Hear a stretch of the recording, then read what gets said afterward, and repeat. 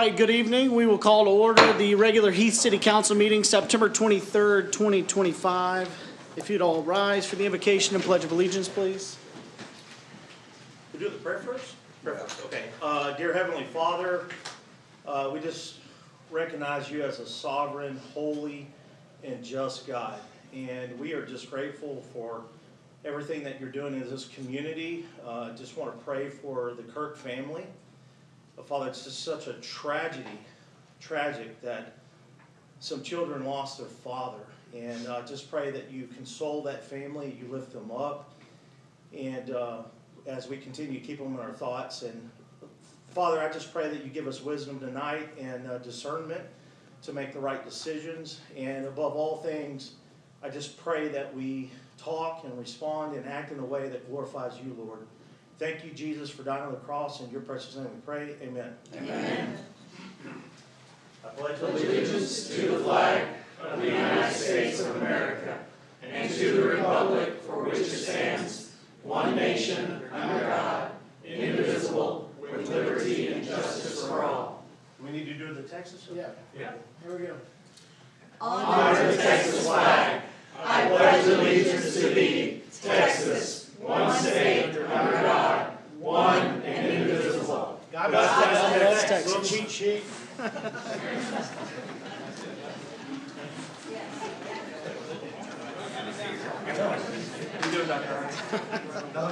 Come on now. All right. All right. Thank you, Councilman. All right. At this time, we will go into agenda item number 2. This is our public comment section. So, Mr. Alexander, do we have anyone signed up for public comment? Mr. Mayor, we have Jenny Seeley here. For the hearing? Very well. All right. Oh, sorry about that, Mayor. It does say for the public hearing. I apologize. No worries. Any others? No others, Mr. Alexander? No, sir. All right, very well. Thank you. At this time, we are very honored and excited to have a wonderful proclamation this evening. So if we could, we'll have our Rockwall chapter Daughters of the American Revolution, Miss Margaret Davison and Becky Burkett, if you'd come up.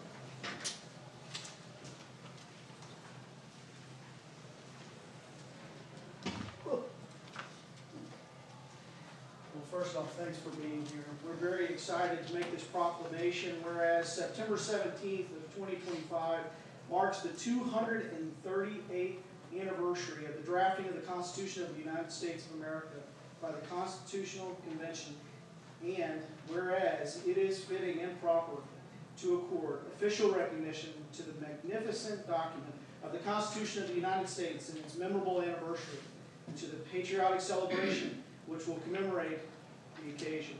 And whereas the tradition of celebrating the Constitution was started by the Daughters of American Revolution by petitioning Congress to set aside September 17th through the 23rd annually to be dedicated for the observance of the Constitution Week.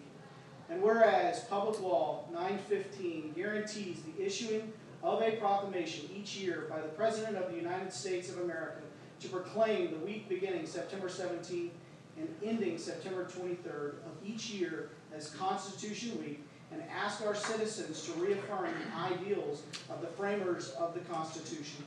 Now therefore, I, Jeremiah McClure, by virtue of the authority vested in me as mayor of the city of Heath and the state of Texas, do hereby proclaim September 17th through September 23rd as Constitution Week in the city of Heath, Texas. Thank you. Thank you.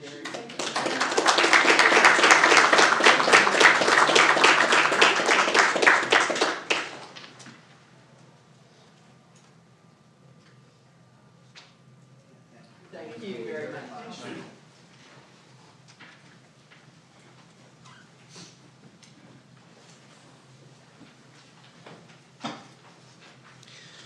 All right, we'll move into our next agenda item number 4. This is our city manager and council comments. Mr. Alexander. Mr. Mayor, I have no comments. Okay. Council, at this time, the floor is open. If you would have any comments. None at this time. Very well. We'll move into our agenda item number 5. This is our consent agenda. I believe everyone has had time to review. Consent agenda is made up of 5.A, action regarding the minutes of the September 9th, 2025 regular meeting. So if there are no discussions, we will open the floor to entertain a motion. Mr. Mayor, I motion to accept the consent agenda. Okay. Motion by Councilman Dodson. Do we have a second? I'll second. We have a second by Councilman Ownby. The motion moves. All those in favor say aye. Aye. Those opposed, passes unanimously. Thank you, council. Moving into agenda item number 6, this is our public hearing section. This is 6.A, public hearing on ordinance number 250923B, levying the ad valorem property tax rate for year 2025, fiscal year 2025-26. Mr. Alexander.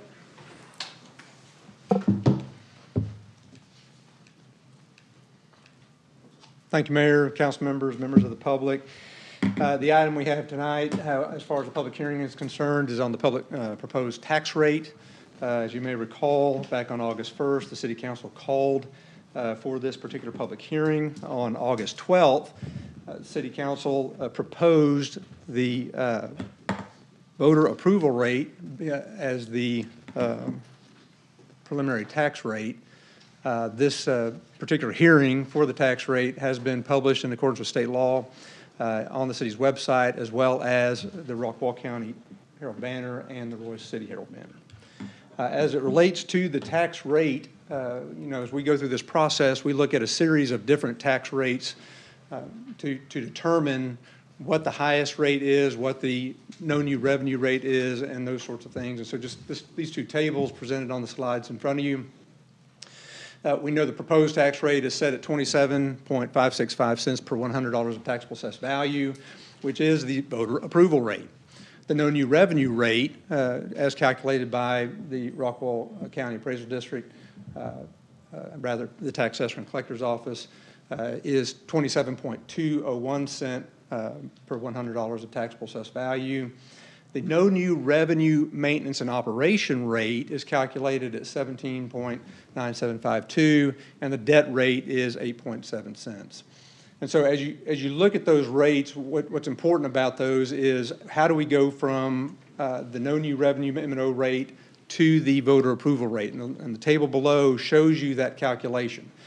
So the no new revenue rate, which is the rate, the M&O rate that would bring in the same amount of money that you received last year on the tax rolls that exist on the rolls for both years, that's how you get to the no new revenue rate. We're allowed to go up 3.5% above that no new revenue rate, and we are also eligible to use any unused increment that we have that has not been picked up in prior years. And what unused increment is simply the difference between the rate the city councils approve and the voter approval rate that you could approve without having triggered an election. And any difference between those two that exist in the prior 3 years, you can use in this year.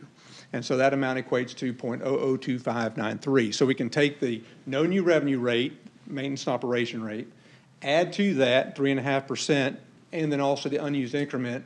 And then once we have that number, we can add the debt rate, which is not restricted by the limitations on what you can increase your rate by. And you end up by adding those components together at the voter approval rate. Okay? And so tonight, the public hearing is on the proposed tax rate, which is the voter approval rate of 27.5650 or 0.27565 cents. I want to point out that good news, if you look back in history, our tax rate continues to decline. Now, albeit we understand that taxable assessed values go up, but good news is our tax rate continues to decline. We maintain a competitive tax rate for the city of Heath. When we look at other cities that we compare ourselves to, you can see on the far left, Heath highlighted in green is comparably a relatively low property tax rate, making up 17%. Only 17% of the overall aggregate tax rate that taxpayers will pay on their homes in Heath. So with that being said, that's kind of a high-level review of the proposed tax rate, how we got there, and then also the other rates we could have looked at. And of course, the no new revenue rate, we could have chose that, but because of the needs that we have within our community, we are proposing that tax rate of the voter approval rate, which is, again, the highest rate you can have without triggering a mandatory election. So with that, Mayor, turn it over to you for a public hearing. Very well. Thank you, Mr. Alexander. At this time, we will allow a public hearing at 6:40. If there are any residents that would like to speak for or against, please feel free. Ms. Jen, good to see you. If you'd like to take the lectern, state your name and your address. You're fine.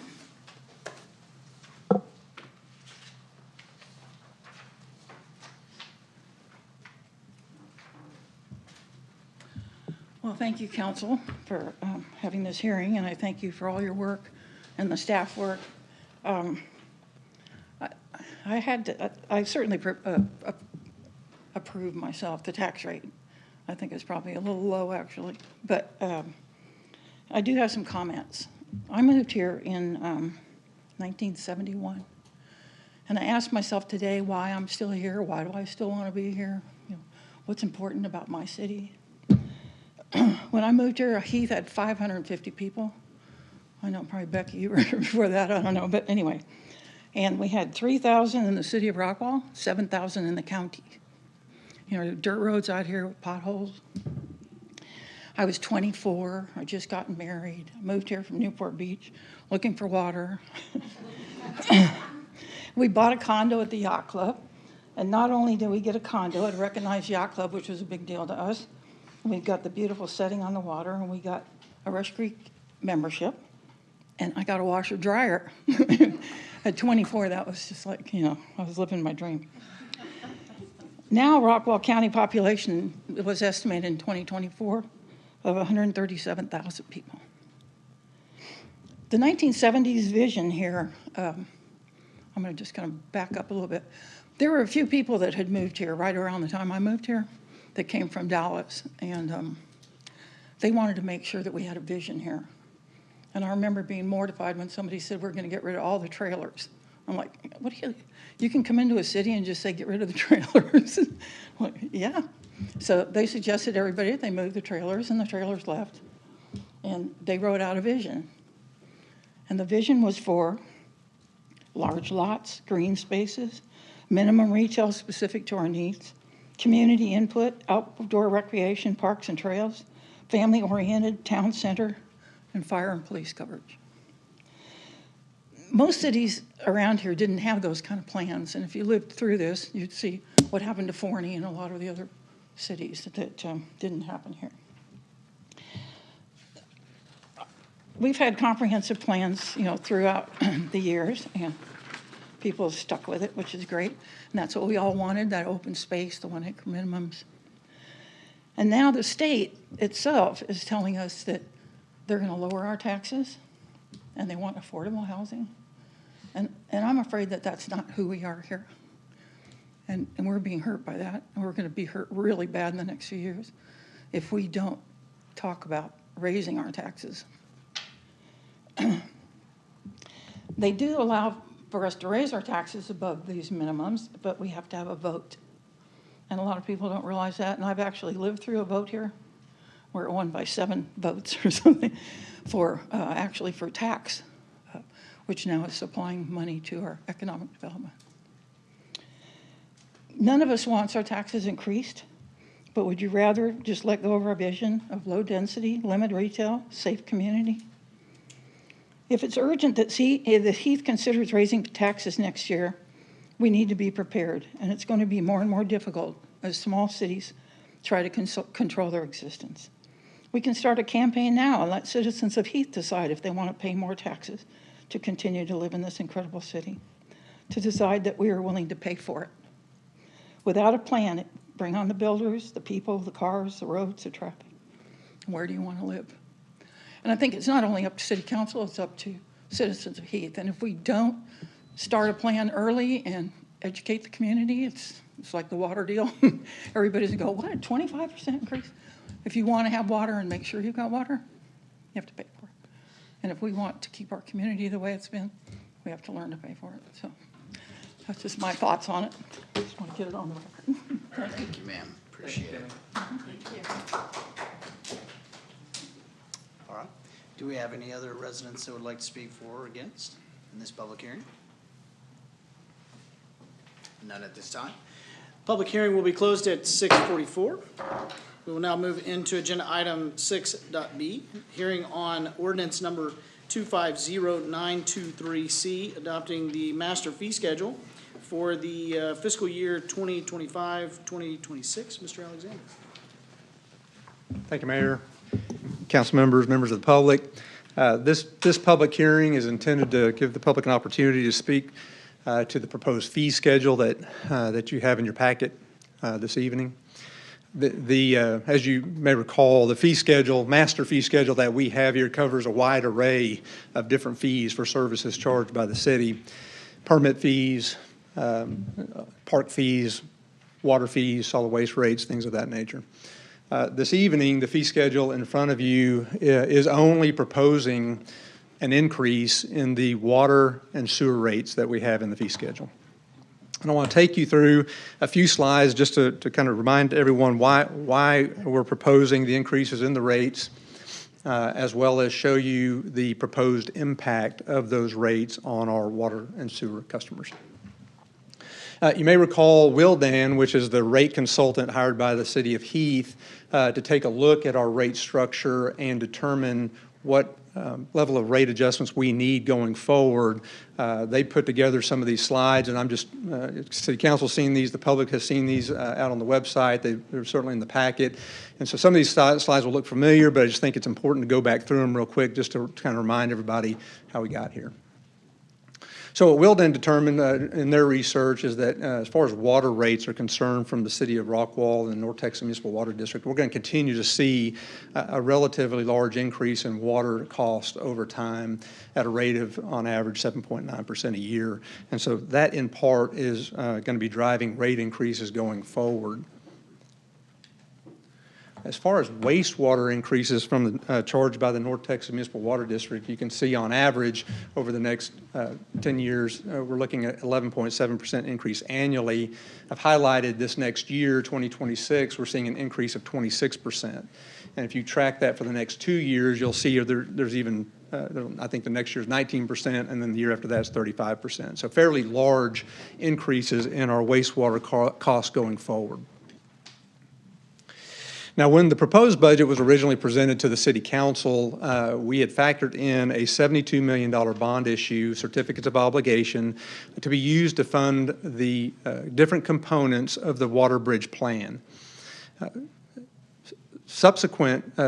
back up. At that time, Wildan had calculated that rates needed to cover that debt service, along with other costs that we're seeing on the water side, was going to amount to about 25% a year for the first 2 years, and then it drops off after that. They have gone back and recalculated that number and identified an error in their formula and have put out new numbers if we were to stick to the proposed budget with the $72 million, excuse me, with the $72 million bond issue, and those would be 32% this year, 32% next year, a 15% increase the year after that, and then it drops to zero for the water side. The wastewater rates haven't changed, and so nevertheless, we are seeing a fairly sizable adjustment for the next 3 years on wastewater side.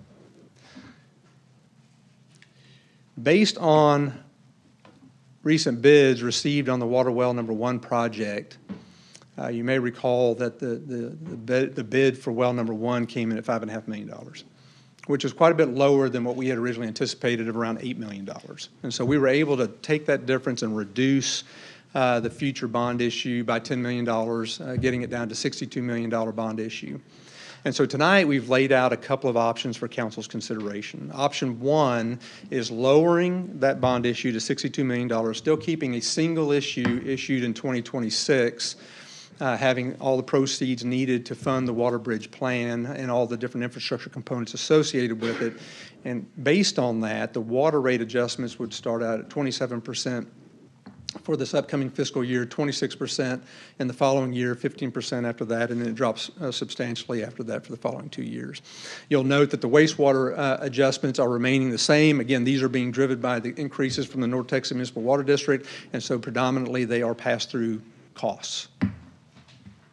So that is option 1. Option 2, let me back up real quick. So just so everybody can see the impact to water bills with regards to option 1. And so just draw your attention, there's a variety of scenarios here, but draw your attention to the highlighted rows that show 15,000 gallons of water consumed and 10,000 gallons on the wastewater side. the average bill associated with that particular consumer would go from $236.13 a month to $285.35 a month for next year. And then you can see how it affects the other types of users as well as commercial on this particular slide. Option 2 proposes to divide the bond issue into 2 issuances. First bond issue would occur next fiscal year for $40.5 million. The year after that, we would come back to you and propose a $21.5 million bond issue in 2027. Again, both the proceeds from those bond issues or COs being used toward the Water Bridge Plan. Taking that into consideration, the water rate analysts determined that by doing it in 2 phases, we could lower the rate increase for 2020, this next fiscal year, 26 fiscal year, to 24%, and then 24% the following year, 16% the year after that, and it drops down substantially after that. Again, wastewater rates remaining the same. This doesn't change the average bill a whole lot, but as you can see that highlighted row, you can see the rate would be, the bill would be going from $236.13 to $281.99, so small reduction. But I think what we're suggesting is that what you get out of dividing that bond issue into 2 issues is you're buying some time to, 1, see if rates will continue to go down and pick up a lower interest rate, but then also time the receipt of proceeds from bond issues more closely with when you need the funding for construction. And so we're suggesting council consider option 2 as we go forward through the evening.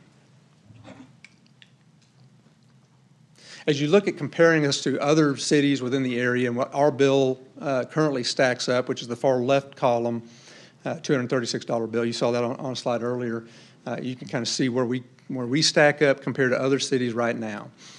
Under option, I'll stick with option 2 at this point. Under option 2, the bill, average bill would be going to $281.99, so it does move up. But keep in mind that other cities in this group will also be looking at rate increases. Not all of them, but some of them will be looking at rate increases as well. So all of these, or many of these, are likely to go up as well.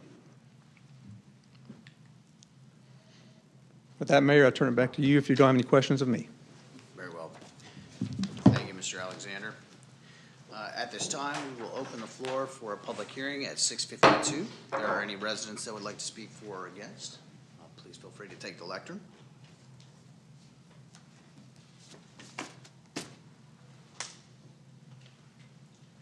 I just wanted to make it really awkward, just keep sitting here.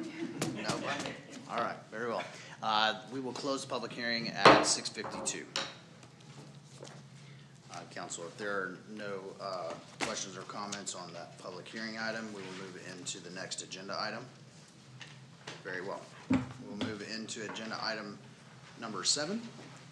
That is items for individual consideration. 7.a, discussion and action on case number FP 202502 for a request by Tony DeGalia of Burns Surveying for the approval of a final plat being 2 tracts totaling 5.372 acres of land located in the Edward Steele Survey. Abstract number 270, addressed as 7440 South FM 549, City of Heath. Mr. Gonzalez. Yes, sir. Thank you, Mayor, and good evening, members of the council.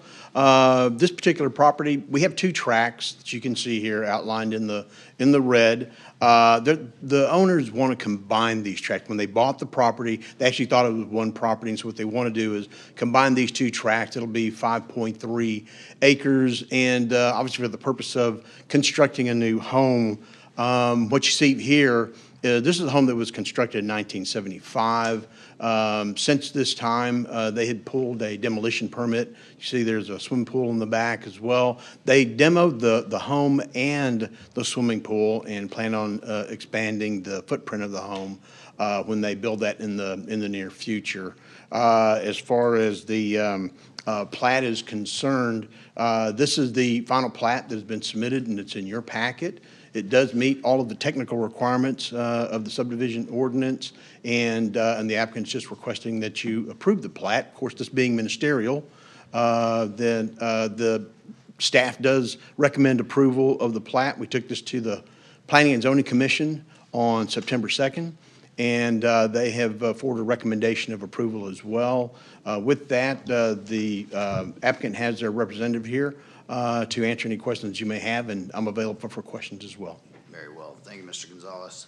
At this time, council, do you have any questions for staff? Mr. Mayor? Councilman Dodson? David, what's the setback on this property? The setback would be 40 feet, and they are well beyond the 40-foot setback. Gotcha.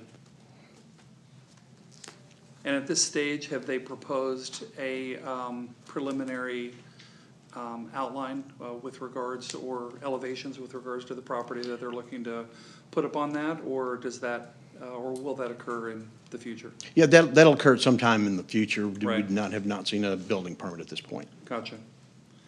Thanks, David. Yes, sir. Very good. Council, any further questions? Yeah, I have one more question. Under B, engineering, it had said that the city does not allow reclamation of floodplain, nor does it allow structures in the floodplain or roadway, or floodway or floodplain. Can you identify on that map where that is and tell us a little bit about that? Yes, absolutely, yes. So this area here where you see hatched out, this is the floodway here, and absolutely nothing can be built within the regulatory floodway.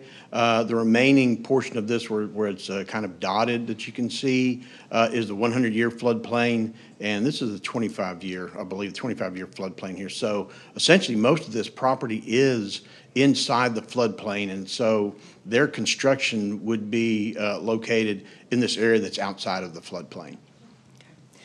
Was there a building there that was torn down? The Did I- swimming pool, a portion of the swimming pool was in this area right here with a 25-year. It was located about right there. So they had a portion of the swimming pool that was located inside that floodplain. Okay, okay, thank you. Very good. Council, any further questions for staff? All right. Do we have any questions for the applicant? All right, very well. If there are none, thank you, Mr. Gonzalez. Thank you. At this time, the chair will open the floor to entertain a motion. I'll make a motion to approve.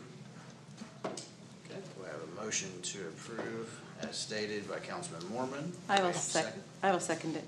Councilman Thurgood, thank you. Motion moves. All those in favor say aye. Aye. Those opposed, passes unanimously. Thank you, council. Moving into 7.b, discussion and action regarding the award of the bid for the Meadowview Road culvert replacement to Four Star Excavating, Inc. in the amount of $780,915. Mr. Creed. Good evening, Mayor and Council. So tonight, we bring forward the bid for the Meadowview culvert replacement. I don't know if you guys are familiar, but here's a picture of what it looks like. You'll see this is the Meadowview culvert that's on Meadowview Drive at Yankee Creek. It's just down from Terry Road intersection. And you can see the far left there, that culvert is completely separated and fell down into the creek there. We've had a lot of separation under there, and staff noticed on February 25th that this had occurred, and you could actually see the pavement buckling when the heavier trucks and cars were going across it, so it was felt necessary to close it at that point. It was originally designated an emergency, but we found out we couldn't do that, so we had to take it out and bring it back before the council, and we did that. We took it and we coordinated with Schaumburg and Polk to initiate design services in June of this year. Design was completed and the project was bid out on July 3rd. And on July 29th, we received 10 bids. The low apparent bidder was Four Star, and SPI is here tonight recommending the award of to Four Star Excavating for $780,915. Very well. Council, do you have any questions for staff? Mr. Mayor? I got Councilman one Dodson. question. Go ahead, Scott. Go ahead, Johnny. Looking through the bid items and everything that was going through furnishing, my question is, that I seen it had a floodgate in there. Why are we going to raise this, or why would we need the floodgate? If we're gonna redo it, why wouldn't we be raising that thing up? I'm going to bring the engineers up, if you don't mind, and let them Okay. answer design questions. Very well. Councilman Dodson, did you have a question for staff? Oh, I'm did. sorry. I did. My apologies. Brian, at one time, last year when we had this failure, we thought that we were or would have to use the vast majority of the proceeds in the road repair budget for this expenditure. We did, yes, sir. It looks like that has now changed, and we'll be pulling from different fund sources in order to pay for this particular project, correct? That is correct, sir. So then, I would imagine then that those monies, that $900,000 or so that we had in the road repair budget, will be then rolled over into this next year? That is my understanding, For a yes, sir. total of $1.8 some odd million? That is my understanding, yes, sir. Right, which is more than we've spent on road repairs in a long, long, long time here in Heath. Yes, sir. Okay, good. I look forward to seeing the adjudication of that. Yes, sir. Great, thanks. Very well. Councilman Myers? Yes. Good evening, Council. Mayor, a pleasure to be here tonight. Jeremy White with Schaumburg and Polk. To answer your question, Councilman, we had coordinated with staff originally during the scoping of this project at looking at raising the road. We did an initial estimate to determine what we thought that raising would be as far as limits and amount of upgrade that would be required. We presented that cost forward to staff. I can't remember it off the top of my head, but it was substantially more expensive. And due to the cost of that, we reduced the scope back down to just leave the road at its current elevation, but to expand the boxes underneath it as much as possible. There's 3 52-inch culverts there currently, but we're maximizing that space as much without raising the road. So we're putting in 2 8x8 reinforced concrete box culverts in there, allowing more water to go under the road before it overtops. So that's why those floodgates are still in there. So that current floodplain is still that same limit, but we're just going to stick floodgates on either side just so staff can utilize them when they feel necessary. Okay, thank you. You're welcome. Very good. Any further questions? Very well. Thank you. Yes, sir. I feel like we've talked about this bridge for way too long. So I am happy to see us here tonight talking about getting some actions done. So thank you, staff, for your hard work on working on this. And thank you, council. I know we've addressed this a few times. So very good. At this time, the chair will open the floor to entertain a motion. I'll make a motion.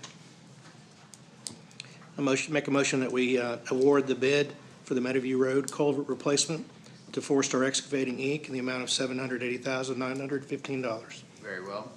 Motion on the floor as stated. Do we have a second? I second the emotion. We're fighting for a second. Councilman Dodson, I guess you won that. The motion moves. All those in favor say aye. Aye. Those opposed, passes unanimously. Thank you. Moving into agenda item 7.c, discussion and action regarding ordinance number 250923A, approving and adopting the City of Heath annual budget municipal plan of services for the fiscal year 2025-26, beginning October 1st, 2025, and ending September 30th, 2026. Mr. Alexander. Thank you, Mr. Mayor, council members, members of the public. The item that you have in front of you has been worked on for the last several months. A lot of hard work has gone into it. I want to express my appreciation for all of the city council's efforts and guidance through this process. And city staff has done a wonderful job putting this budget together and getting to a point to where hopefully all of your questions have been answered. If not, we're here to answer those remaining questions tonight. But it's been a long process, and we're excited to be here to get this budget approved and move on to the next fiscal year. And before you go on, I would like to Make a note, and thank you, Mr. Alexander, for how hard you've worked on it.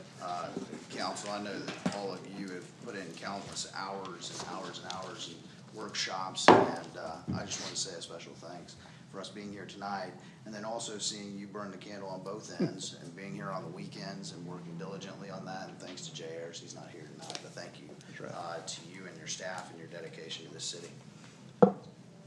No question about it, Mayor. It's been a team effort, that's for sure.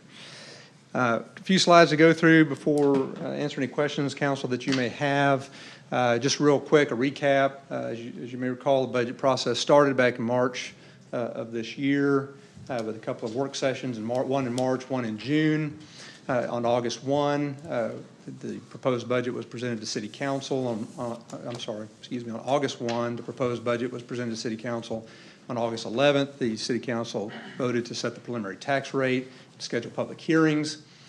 On September 9th, we held a public hearing on the proposed budget, and then tonight we held our public hearing on the tax rate and are moving forward with a few action items of the City Council, one being the adoption of an ordinance approving the budget, adoption or action on an ordinance authorizing the 2025 property tax rate, and then lastly, ratifying the adoption of the budget, and then the last item, adoption of the fee schedule.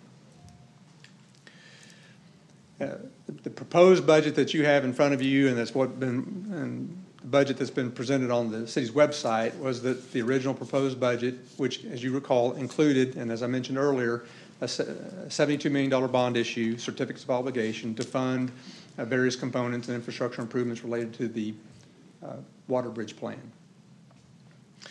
Total beginning fund balance presented is $67.7 million. Total expenditures, $118 million. Total revenues, $118 million. Total expenditures, right at $106 million, ending with a fund balance of $80,200,000. So again, the proposed budget included $72 million of certificates of obligation that were intended to fund 6 potable water wells, a 1.5 million gallon elevated storage tank, a 3 million gallon ground storage tank that would be shared with Rockwall, and then a 3 million gallon ground storage tank for our own uses. As I mentioned earlier,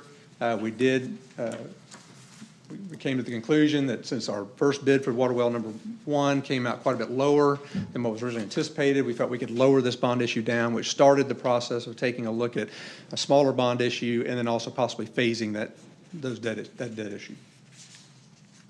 And so again, just like on the fee schedule, you have 2 options presented this evening. The first option sticks with a single issue, as I mentioned earlier, of $62 million. It still covers all the components of the water bridge plan.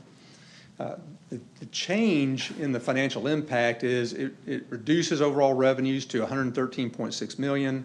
It reduces overall expenditures to $111 million, and it reduces our ending fund balance to $64.8 million because we're bringing less proceeds in from the bond issue.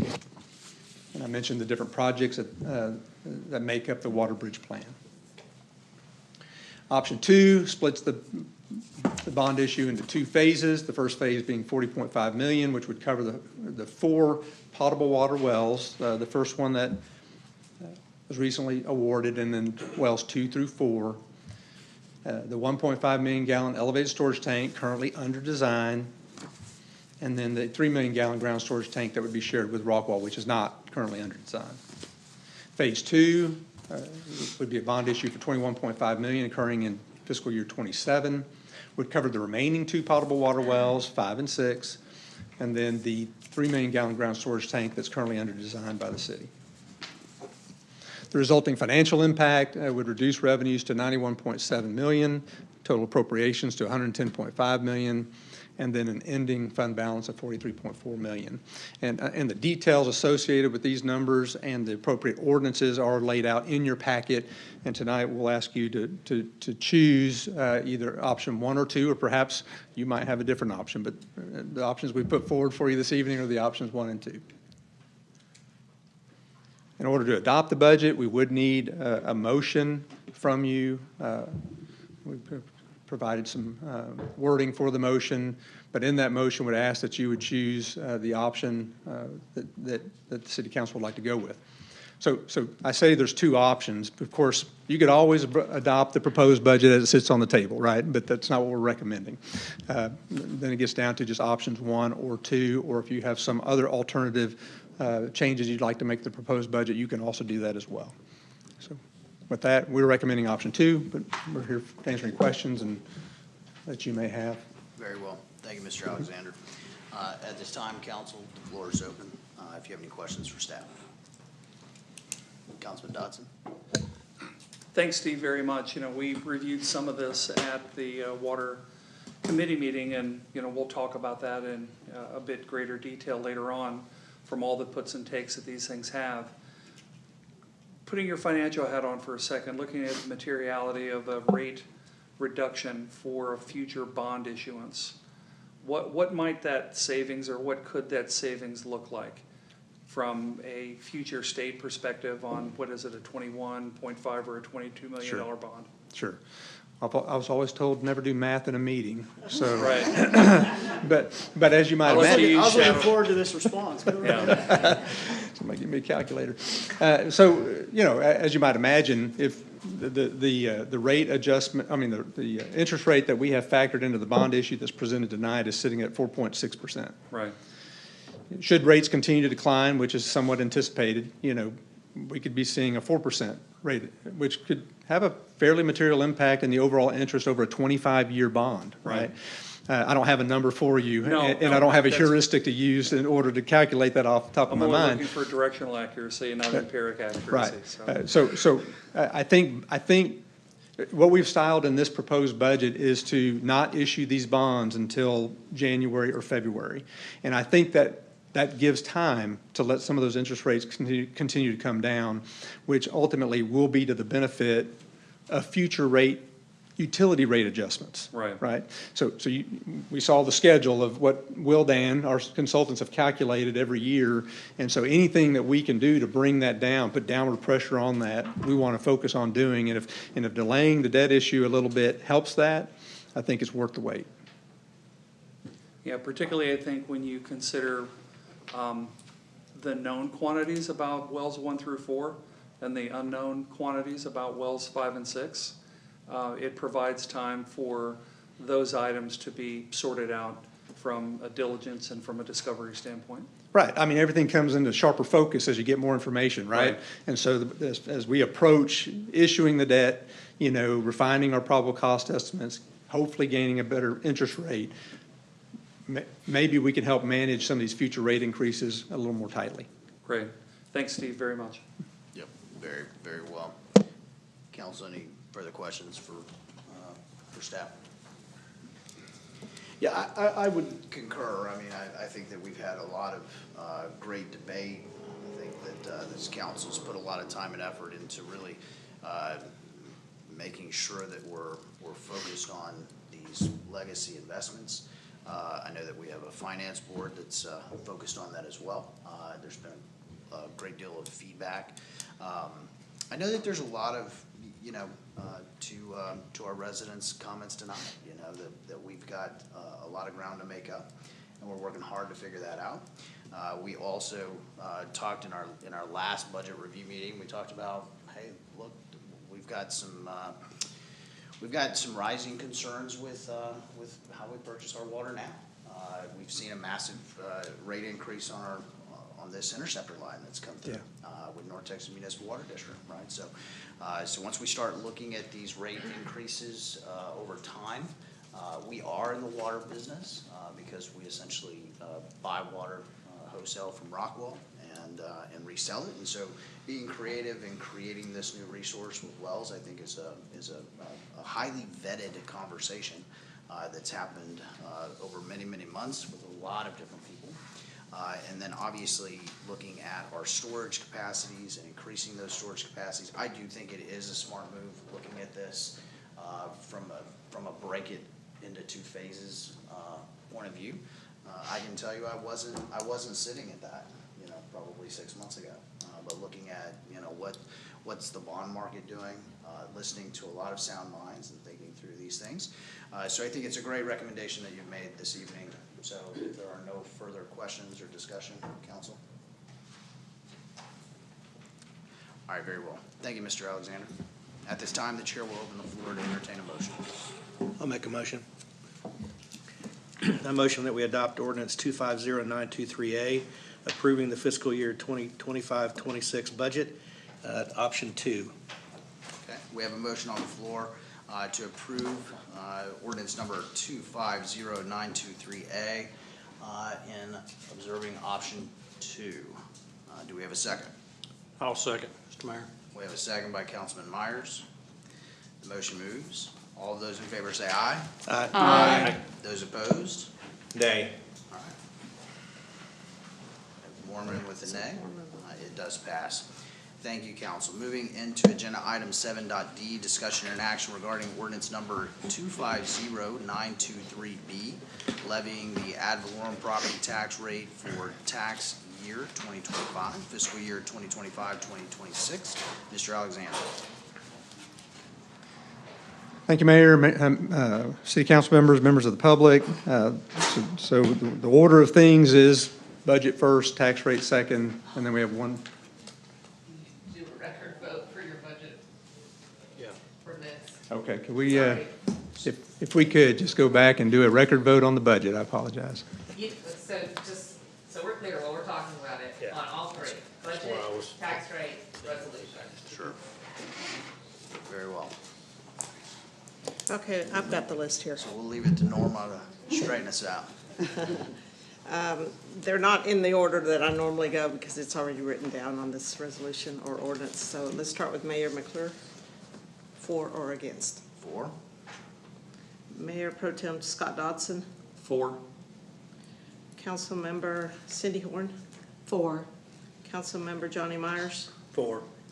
Councilmember Ryan Mormon. Against. Councilmember Michelle Thurgood. 4. And Councilmember Mitch Oldby. 4. Very well. Recorded. Mr. Alexander. We all legal now? We're all good to go to the tax rate? Okay, as things go, budget first, tax rate second, and then we have one other item to go after that as far as the budget's concerned, or the tax rate's concerned. Talked about this a little bit during the public hearing.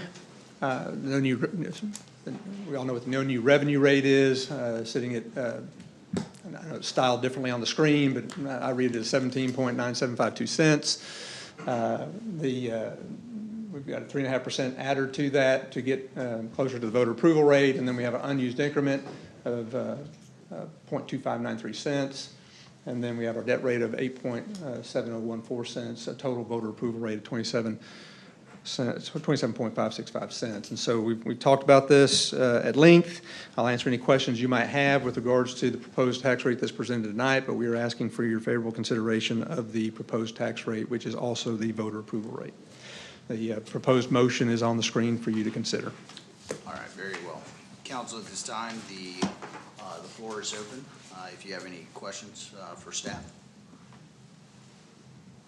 Very well. If there are no questions, the chair will open the floor to entertain a motion. I'll make a motion. I move that the property tax rate be increased to the adoption of the tax rate of $0.275650 per $100 of taxable valuation, which is effectively a 4.94% increase in the tax rate. Very well. We have a motion on the floor. Do we have a second? I'll second. We have a second by Councilman Horn. Do we have any further discussion items before I move this to a vote? One thing I'd like to say is whenever we say that there's 4.94% increase in the tax rate, we do want to clarify that Thank this you, Mayor. last year. I was just thinking the same thing.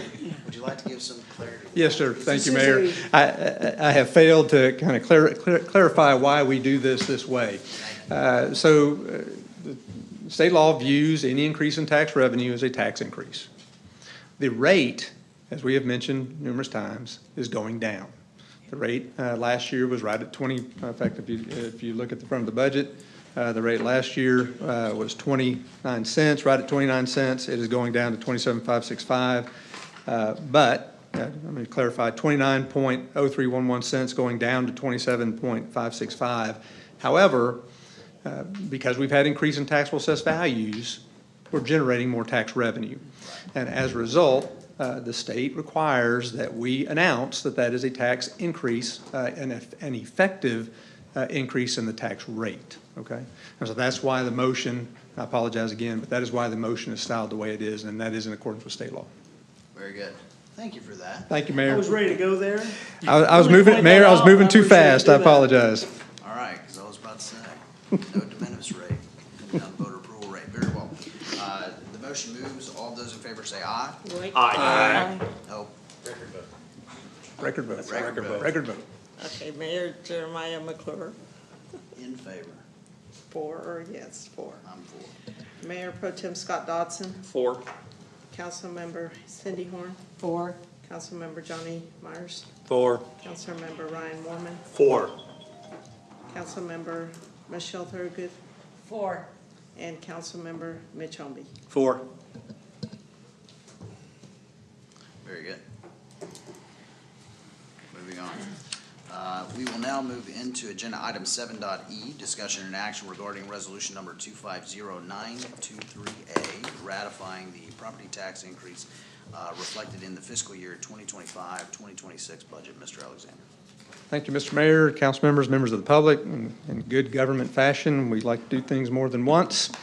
And so what this item is doing is essentially making sure that you knew what you just did and that you acknowledge it out loud. And so the state law requires that when the proposed tax rate exceeds the no new revenue rate, maintenance operation rate that is, then we have to have you ratify the tax increase. And so that's all this item is.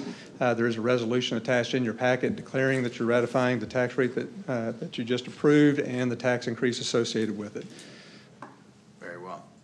Council, the floor is open if you have any questions or comments for staff. If there are none at this time, the chair will open the floor to entertain a motion. I'll make a motion, Mr. Mayor. Make a motion we adopt resolution 250-923A, ratifying the property tax increase reflected in the fiscal year 2025-26 budget, acknowledging that the budget will raise more revenue from property taxes than the previous fiscal year. Very well. I second. We have a second by Councilman Dodson. We will now have Norma do a record vote. Okay, for or against? Mayor McClure, In favor? Mayor Pro Tem Scott Dodson, Four. Councilmember Cindy Horn, Four. Councilmember Johnny Myers, Four.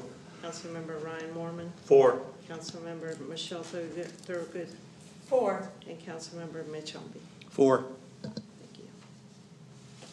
All right, very well. Moving into agenda Item 7.f, discussion and action regarding ordinance number 250-923C, adopting the master fee schedule for fiscal year 2025-2026. Mr. Alexander. Thank you, Mayor, City Council members, members of the public. As we talked about during the public hearing, we have a fee schedule on the table for approval tonight, for your consideration for approval tonight. As we mentioned earlier, the rate adjustments have been, for the water rates have been divided into two options. Option one being the higher rates proposed, and option two allowing for the splitting of the bond issue within the budget over a 2 fiscal year period as opposed to one, and the wastewater rates as they have been presented throughout the process. So we're asking for your favorable consideration of the fee schedule that's in your packet tonight, adjusting rates for 2026. Important to note that the council is not approving the rates for 27, 28, 29, or 30, only for 2026, and the other rates are just proposed as what is anticipated going forward after fiscal year 26. Happy to answer any questions that you might have. Very well. Council, at this time, the floor is open for any discussion or questions for staff. Mr. Mayor, I just think that, this particular proposal allows us to start solving for the major water issues that we've faced as a community.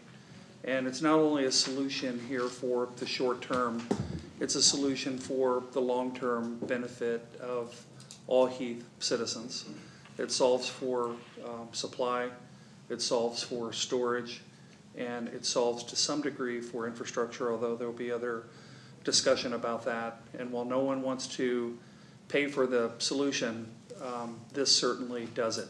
And it does it in one fell swoop. Or if you split the bond in two tranches, as it were as well. And really the only thing that we have that we can manage are the water rates, because the sewer rates are really put upon us by Rockwall.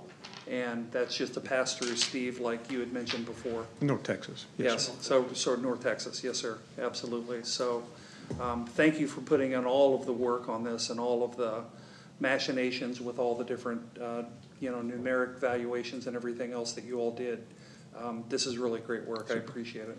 Well, again, team effort with the city Absolutely. council as well as city staff. Everybody pulled together to put all this together, and it's been a lot of work. Great, thanks. Very No further comments, Mayor? Thank you, Councilman Dodson. Any further discussions or questions with the council? None at this time. The chair will open the floor to entertain a motion. I'll make a motion, Mr. Mayor. Councilman, Make a motion, we adopt ordinance number 250923C, adopting the master fee schedule for fiscal year 2025-26, option 2. very well. Do we have a second? Second. Second by Councilman Dodson. All right, we'll move to a record vote. Nope. No, not needed on this one. I got excited. I was somewhat, Unless you I've want to. enjoyed these record votes. I think we're Can you just see gonna how- do that all the time. Can you see how trainable we are up here, Norma? We're all looking to you. Not all of us are as fancy as our county judge. He's got real cool technology. He gets to see it on a big screen. We have the pleasure of having him here this evening. So we will move into the motion moving. All those in favor say aye. Aye. Those opposed? Passes unanimously. Thank you, council. All right. All right, we will now move into agenda item 7.g, discussion and action regarding ordinance number 250923D, amending the City of Heath fiscal year 2024-2025 annual budget. Mr. Alexander. I thought I was done. I forgot about this one. So the item that you have in front of you this evening is an amendment to the current year budget, fiscal year 24-25. And as you may recall at the last council meeting, City Council was made aware of the need to amend the budget for the Utility Reserve Fund to address the water well number 1 project of $5.5 million. Some of this cost of which will be reimbursed through the certificates of obligation. And I'll mention now that at either the next council meeting or the council meeting after that, we'll be bringing a resolution to you for the intent to issue COs and allow some of these costs to be reimbursed to the city through the proceeds of those bonds. The other piece, the other amendment that's being requested this evening, we discussed at the last council meeting, is related to flock cameras for the police department, to expand the number of cameras that we have in the city with regards to flock cameras. This would be an amendment to the general fund, specifically the DPS division. Overall, the budget amendment increase in appropriations is calculated at $5,563,000. These funds will be paid for through available fund balance within the general fund and the utility reserve fund. As it relates to the flock cameras, just a note on the screen that there is an ongoing operating costs associated with the flock cameras being presented tonight, and this will start. This amount will kick off in fiscal year 26-27 at an amount of $62,000 per year. So it's not going to affect us in 25-26 because that's what the $65,400 is going to cover. Okay. Very well. Thank you, Mr. Alexander.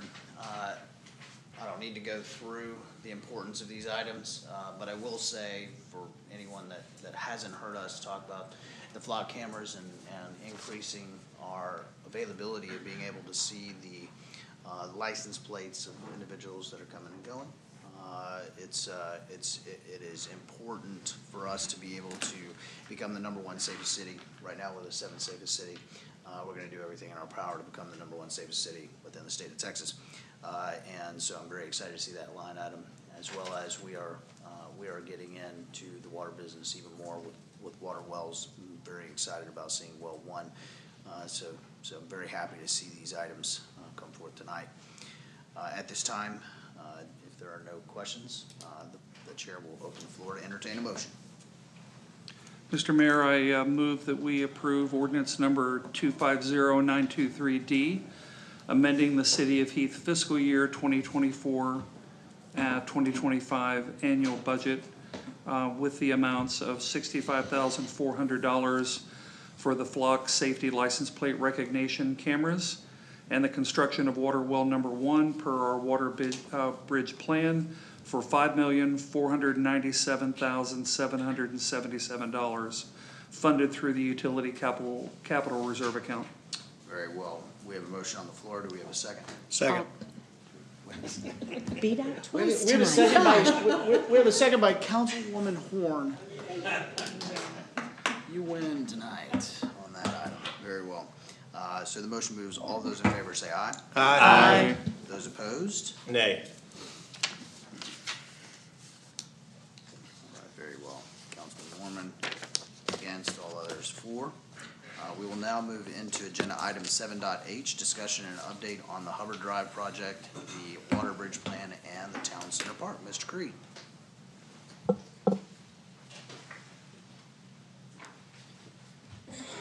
Hello again, Mayor and Council. There it is. I was about to say, well, I forgot to type in there. So yeah, this is the project's update. This would be similar to the update I brought you last month for these three projects. The first one of those is Hubbard Drive. Currently, it is still not moving. It's just for Phase 4 from Michael Drive to 740.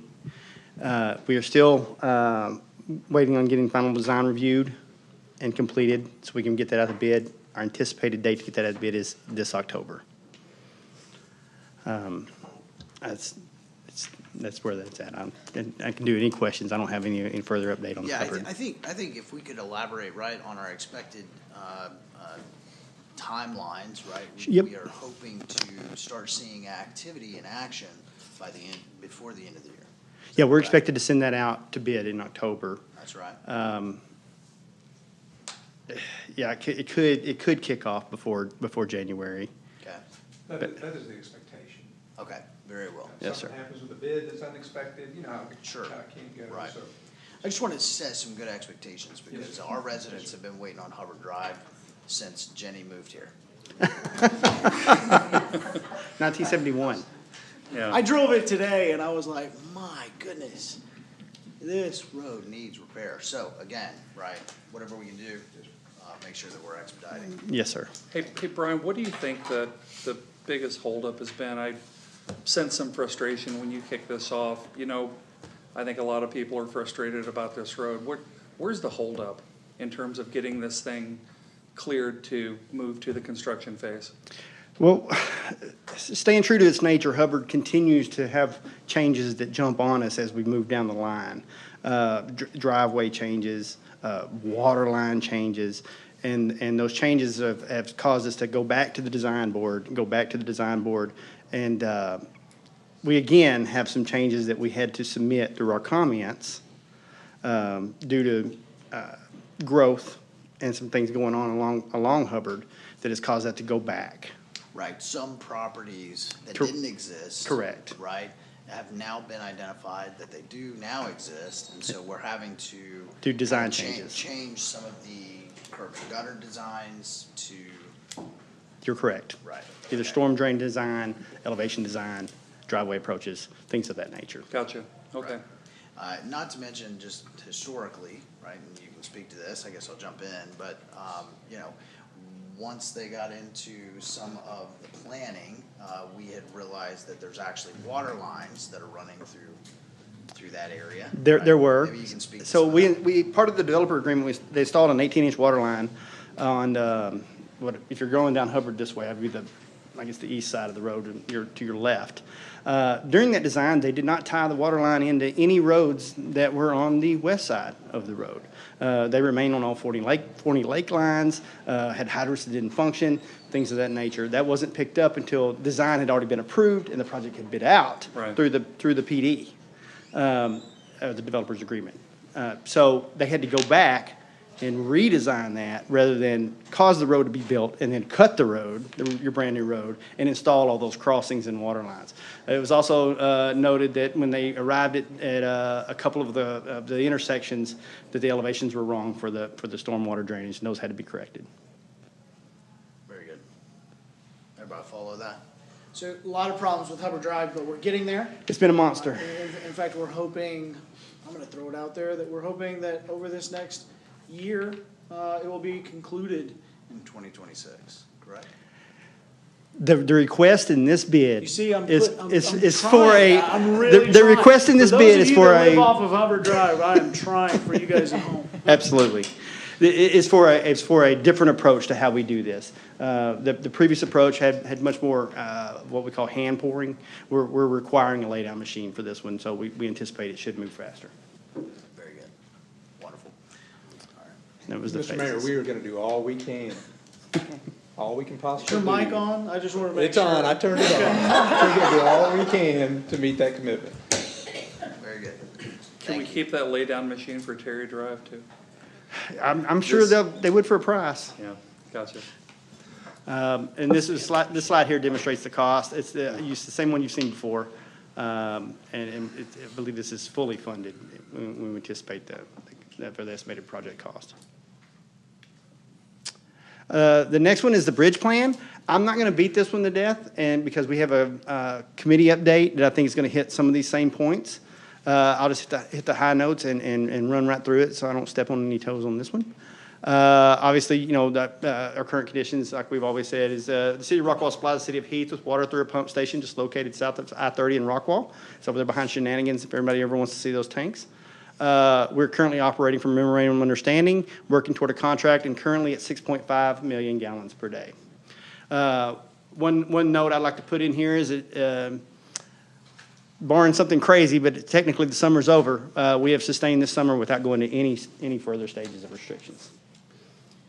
Is your microphone on that one as well? It is on. Yeah, well done, Brian, well done. Very good. Thank you, residents. Yes, absolutely. That's who did it. And thank you, Rockwall. Absolutely. The town center well, park well, number 1, we awarded it to C. Miller Drilling. And notices proceed as expected this October.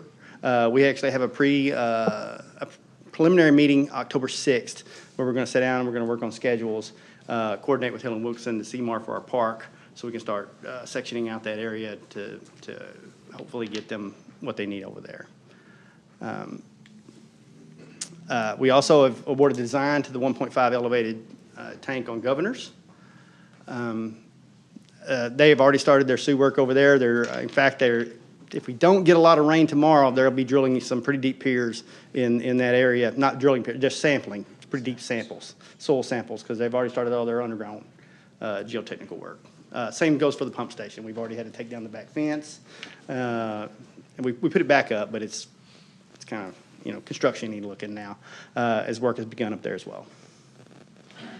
And that's the 3 million gallon storage tank. It's at our pump station. Like I said, it's over by Shenanigans. It's on Townsend Boulevard. It's right next to Rockwall's pump station. If you're ever driving down I-30 and you actually are going towards Dallas, if you look off to the left in that area, you'll see a bunch of tanks. A couple of them are Rockwall's, and the one that's further up to your west would be the City of Heath tank. And there's going to be one just like it put behind it. We do have the scope in-house for water wells 2 through 4 for design. It's currently under staff review, and we'll be bringing that to you guys very shortly. And that's all I had on the bridge plan. Very good. Thank you, sir. Town Center Park. The Town Center Park. I don't want to throw them under the bus, but both our design engineer, our architects are here tonight. So if y'all want an opportunity to pepper them with questions, I know Emily's dying to come up here and talk about it. This is the aerial from August. I don't know how much you can get out of that, but I rode with Joel today, and what I can tell you is the Dry Creek area. They're working. I wish this thing was. Oh, there it is. The Dry Creek area. They're pouring the trail, just bringing us down here. This looks substantially cut. I don't think it's the final grade, but you can actually see it's formed. It looks like the drainage area. They have a sidewalk coming down it.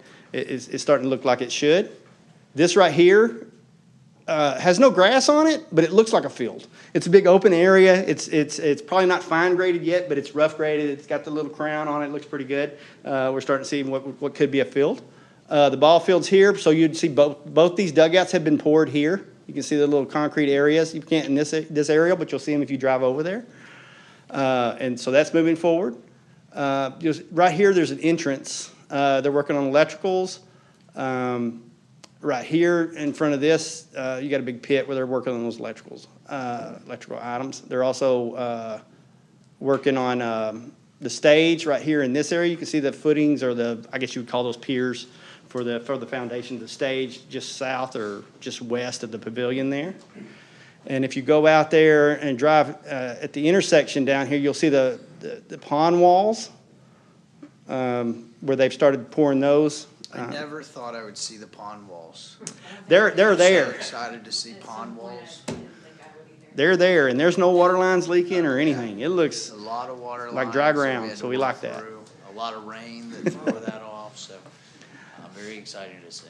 Also, I would note that all the sports courts are poured. They don't have any markings on them yet, so they just like concrete, but they're all there. They're all poured.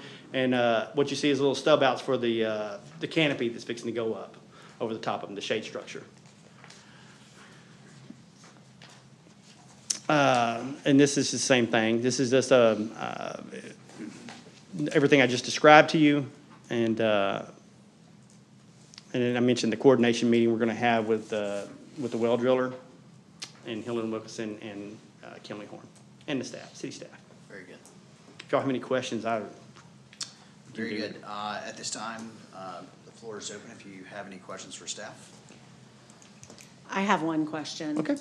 How close are we to on time with Town Center Park? What is the projected, where are we on that? So right now, everything we see kind of says to me March.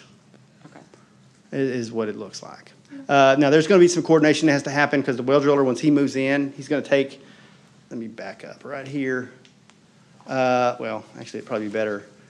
I believe that says, where it says Field C, right there. That field will not be able to be completed while the well driller's working. That's going to be his laydown yard and where he's drilling.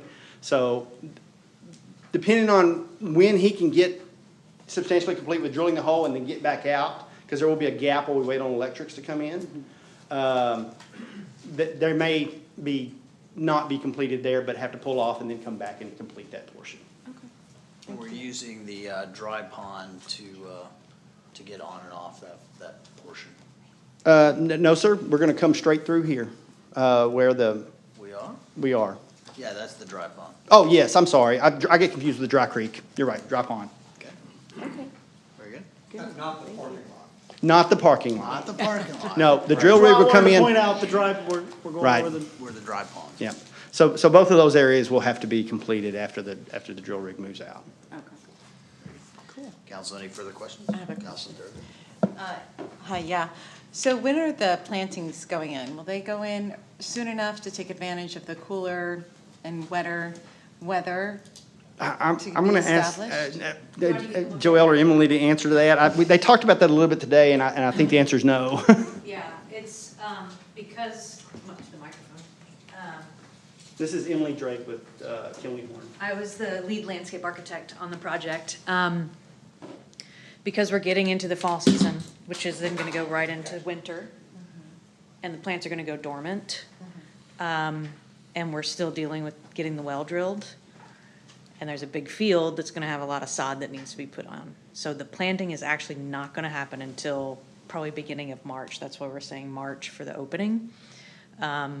Into February, after that last freeze that we typically get middle of February is when we're gonna start seeing all of the planting come in. And by then, everything will be ready for it. Irrigation will be complete and everything, so. I have a follow-up question. So how much, I mean, I know when getting established, you'll need to water them frequently. How many months into that? Do you see that going March, April, May, or beyond that? So for a plant to be established, it's a year process. So that first year, you're gonna be watering it at our maximum you're ever gonna see them watered until they're completely established. And then we'll get into a more kind of regular maintenance of the planting. Emily, would you quantify that for them? As far as the amount of water per week? I forget what it is. I think it was 600,000. Yeah. I was gonna say, it has a 6 on the front. Yeah, that's right. You said don't do math and don't ask me numbers without a piece of paper in front of me. So, yeah. I believe I have a table that you sent over. Yes, it's all I been could provide quantified by our irrigation consultant, so we do have those numbers if you want those more specifically. Very good. Council, any further questions? Emily, What are the points of inflection, the milestones over the next few months? We where are gonna should really start things, So see y- things taking shape? In the next few weeks, you're actually gonna see a lot of verticals start Yeah. happening. We have about half of the playground equipment on site. Once those footings get poured, which I think is supposed to happen next week, pending any rain, you'll start seeing all of those start to go up. So probably within the next 3 to 4 weeks, you'll see the playground installed, the equipment installed. And the stage is being poured. You'll start to see that. We just made our final submittal for the roofing today, so you'll start to see that come to the site probably in He said end of October. end of October, so 4 weeks. And then they're pouring the spiral at the end of Festival Street this week. They've got it all formed up. It's super, really, really cool looking. The pickleball structure is the next big thing that you're gonna see go up. Once it's up, then we can paint the courts, then we can start getting the fencing back up. So in the next month, you're gonna see a lot of verticals go up. Great.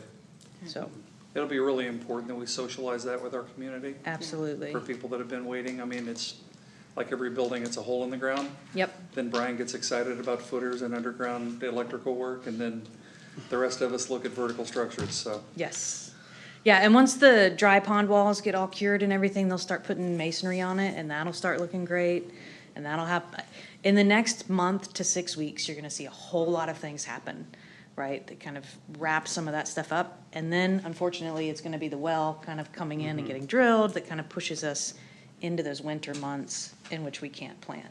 So that's what's kind of pushing it out to March, so. Very good. Yep. Thank you. Council, any further questions? Very good. Thank you. You're welcome. All right. Mr. Green? Are there any further questions for staff? Very well. Thank you, Mr. Creed. Appreciate the update.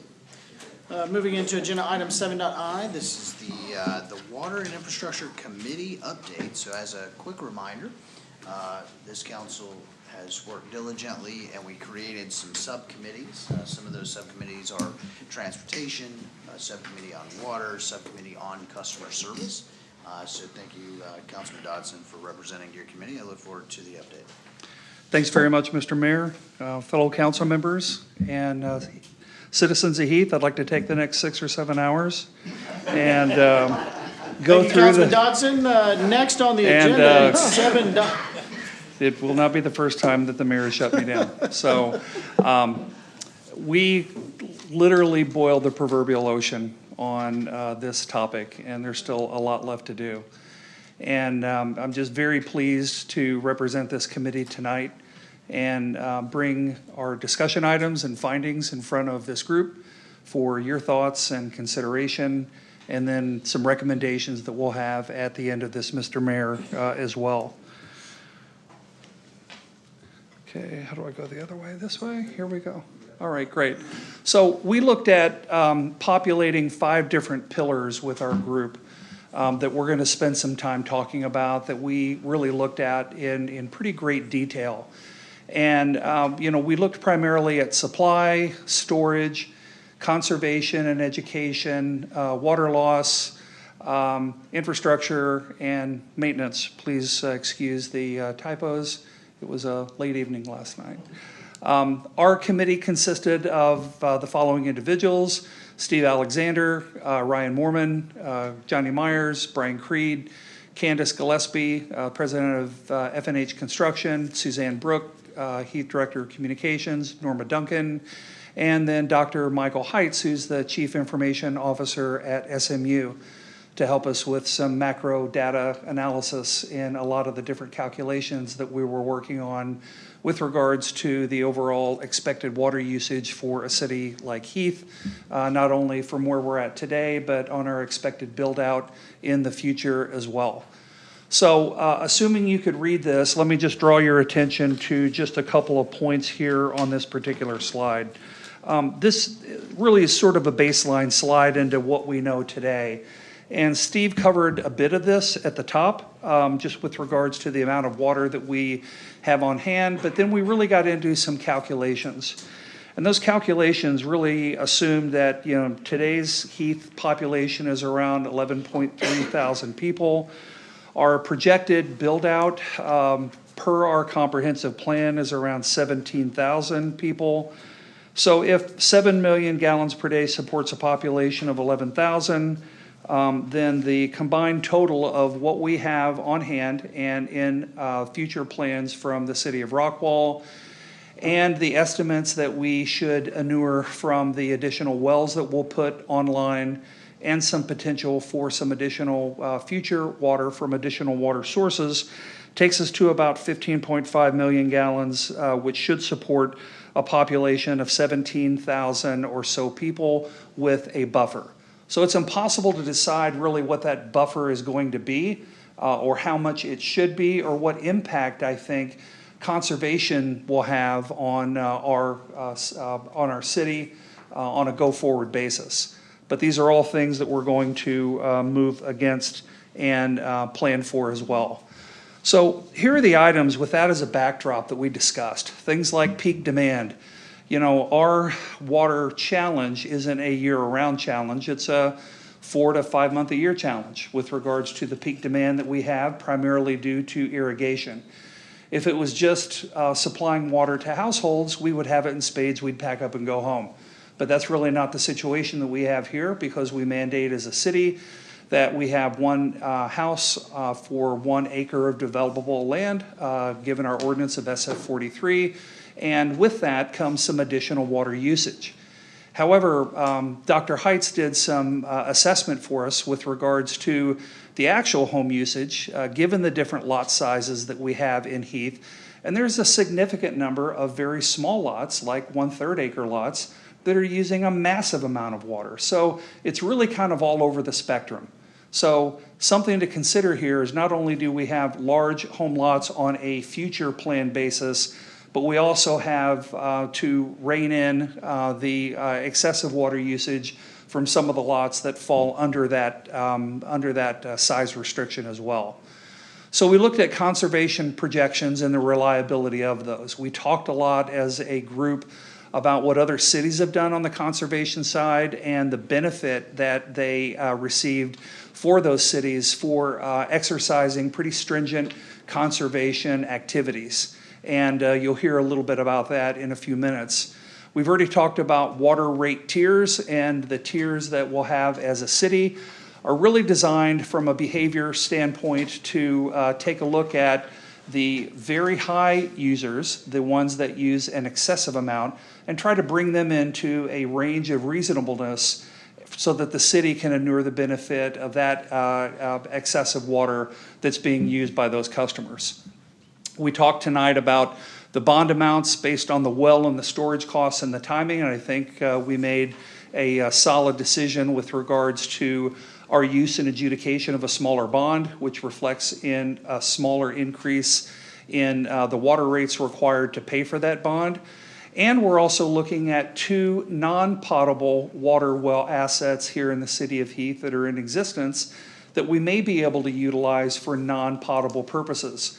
Not only for irrigation, let's say in our town center park, but the development of the reserve and other projects that will be developed in the future for our city. Again, our issue as we sit here tonight, and as we've sat here for a while, isn't day-to-day water usage, it is an irrigation challenge. And that irrigation challenge manifests itself for what we affectionately call Africa season, which we're coming out of right now, which we should be able to climb back on top of the supply that we have and utilize that on a go-forward basis.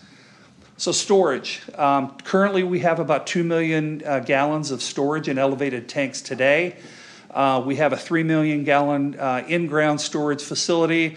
And as Mr. Creed talked about earlier, as well as Steve Alexander, we are planning to build an additional 1.5 million gallon elevated tank, which we hope to have completed by the end of 2027. The long pole in the tent, I think, on a lot of these projects has to do with engineering.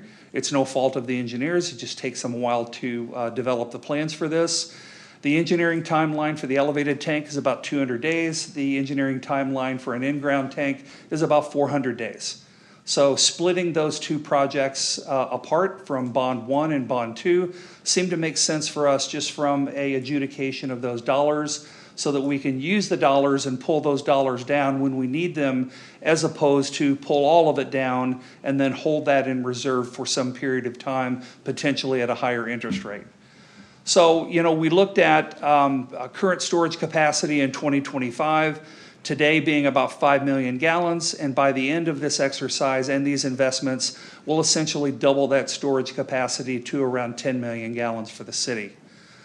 So we talked about the length of the time for the engineering, the timing of the co-development for the 3 million gallon in-ground tank, and the reality there is we really don't have control over the 3 million gallon storage tank that we're partnering with the city of Rockwall for. So we do have control, or at least more control, over the 1.5 million elevated tank and the 3 million gallon in-ground tank, which is what we have engineering services approved for today.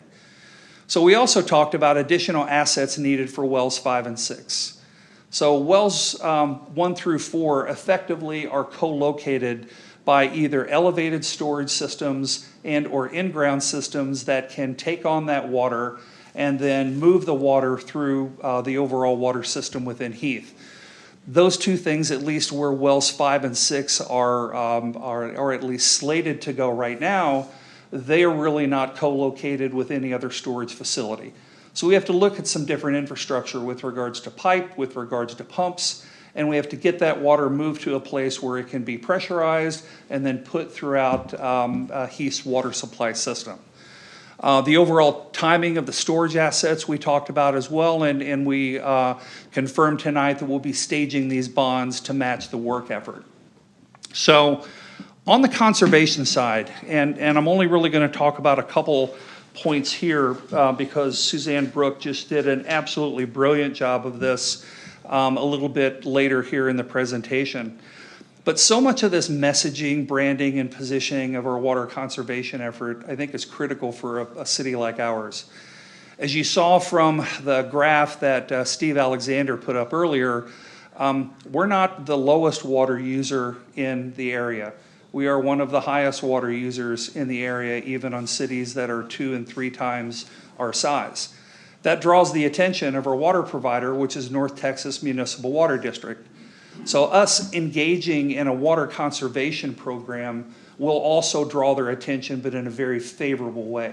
Steve's put in some calls to their executive director.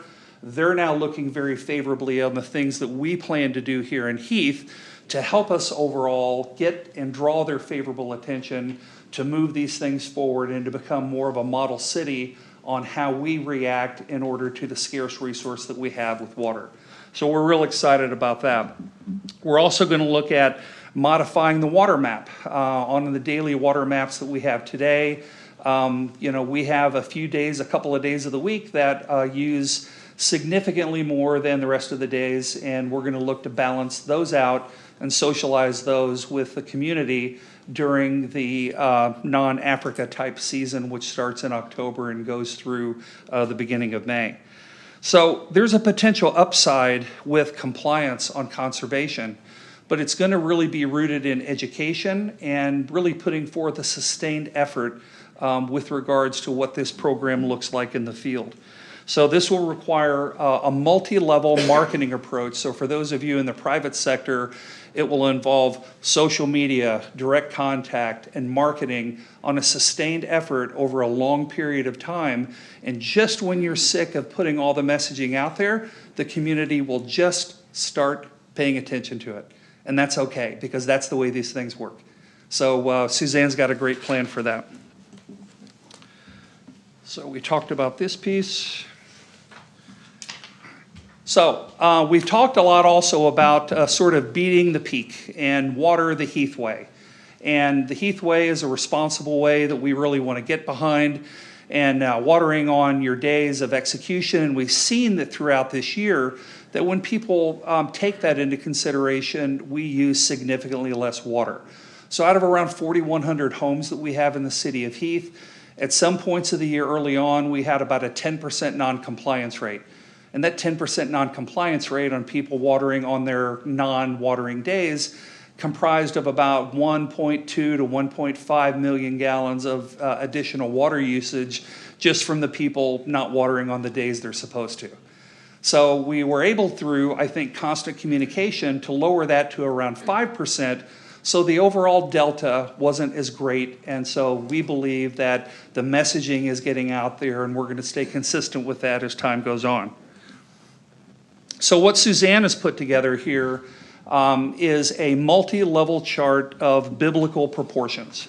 And, supposing that you could read this, you would see that there's a social media section, a website section, a targeted update section, an events and a PR section where we bring in subject matter experts that talk about water-wise techniques and using Texas native plants and how much water to put on your lawn and everything else.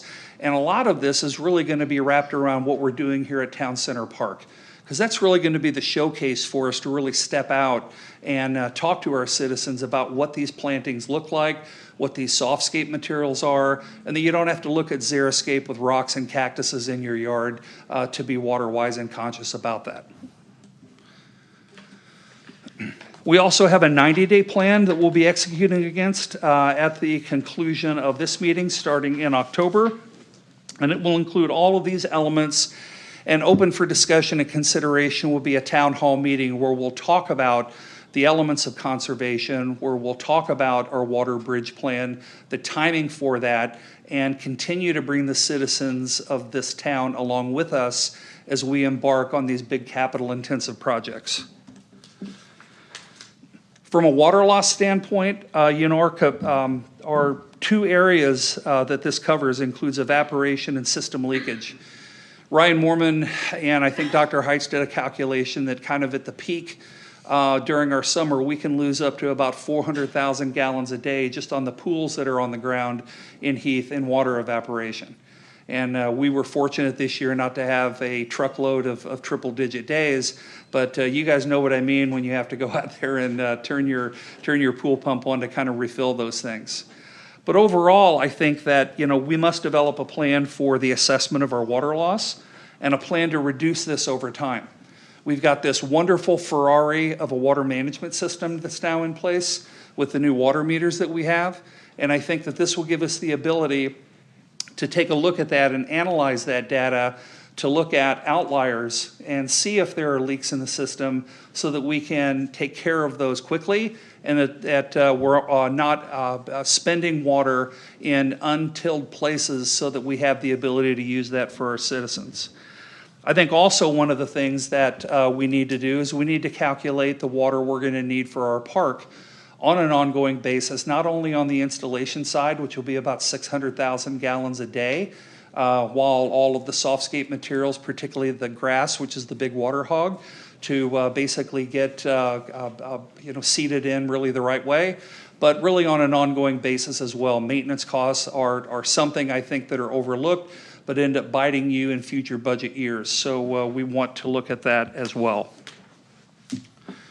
So, we looked at things such as, how does our estimate on park watering demand and future commercial development impact water needs?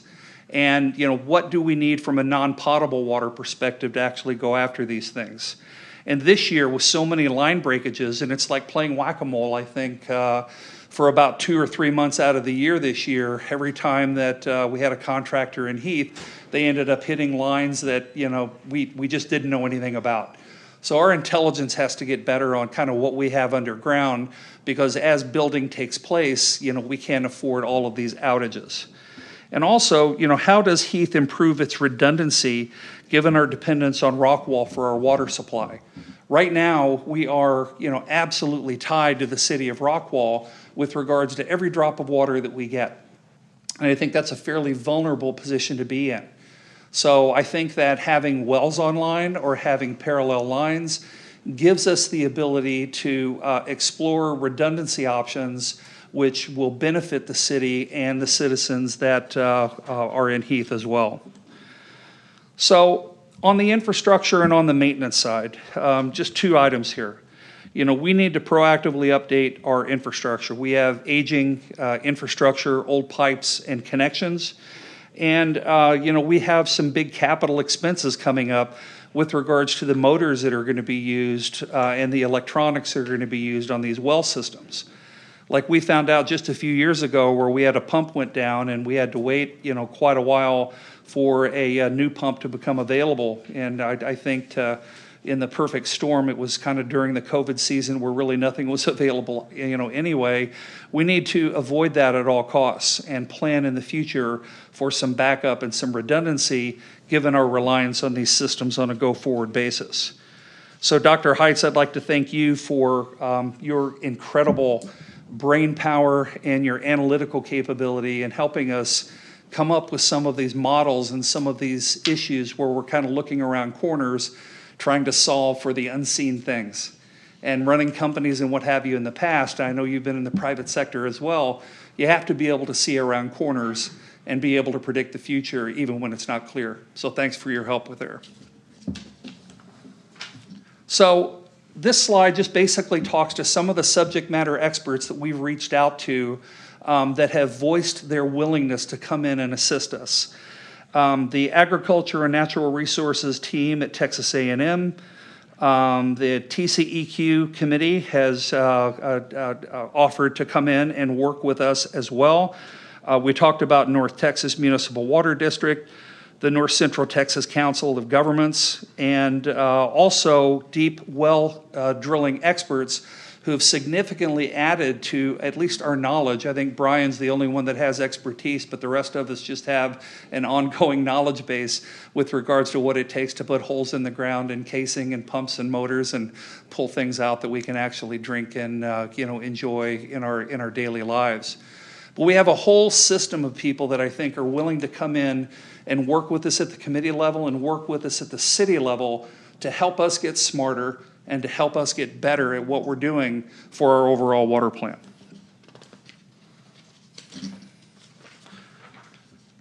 So our immediate recommendations are as follows. We are already in the midst of executing well number 1. We've already approved engineering for the elevated and the in-ground storage, and that's underway. As Brian mentioned earlier, staff is reviewing the engineering work for wells number 2 through number 4. We need to then look at expediting the bid for the solicitation of the work for those wells and assess the requirements for the costs for wells number 5 and 6, given the different items that those present to us in terms of the need for pumps and piping to get that water to the point where it can be utilized. We looked today and we accomplished modifying the bond to reflect the lower well cost estimates. And also the second bond option. So Steve, thanks for bringing that in front of the group. And again, I get back to probably the biggest upside we have outside of supply is the conservation piece. So it's not something at the beginning of a process that you can put your finger on, but should we be successful with this, we can absolutely inure the benefit potentially for future water supply needs by being able to exercise some conservation efforts with what we're doing here as a city as well. And the more successful we are with that, the less our demand will be, the less our demand will be, the less expensive it will be for us as citizens of this city. So in short, we talked about a lot, and I've talked a lot here tonight, and I'm sorry for that. But we got a lot left to do, right? And this committee will continue to move forward and try to wrestle to the ground some of the biggest issues surrounding a lot of these bullet points and action items here so that we can help make the best decision possible and bring those recommendations in front of the mayor and the council and the citizens of Heath. So I'm happy to take any questions that you all might have. Very well. First off, let me just say thank you. Great overview. It's a lot to try to drill down all of these elements and all of the different things that need to be identified. And I appreciate you guys really being a strong think tank and for the volunteers that work tirelessly with this council to do so. At this time, council, are there any questions for Councilman Dodson? Very well. Thank you, Councilman. Yep. Okay, moving into agenda item 7.j, Transportation Roads and Drainage Strategy Committee update. Councilwoman Thurgood.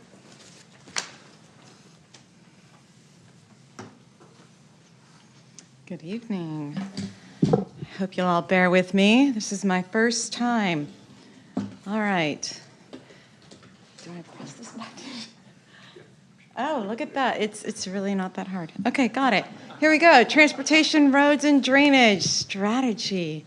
This is our subcommittee that I'm chairing, and along with myself, I have Councilmember Ryan Moorman and Councilmember Mitch Ownby, who are helping with this committee, as well as many members of the city staff. So our vision here is to create a sustainable, resilient, and efficient transportation and drainage infrastructure system that enables public safety, supports responsible growth, and improves the quality of life for all residents here in Heath, Texas.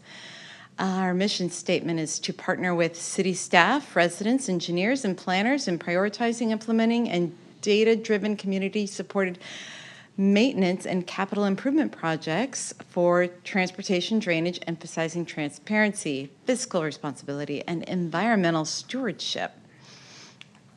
So here we have the strategies, and I'll be going into greater depth on these strategies on subsequent slides, but just to say that coordinating with staff, we work with city staff to improve teamwork and keep projects moving smoothly.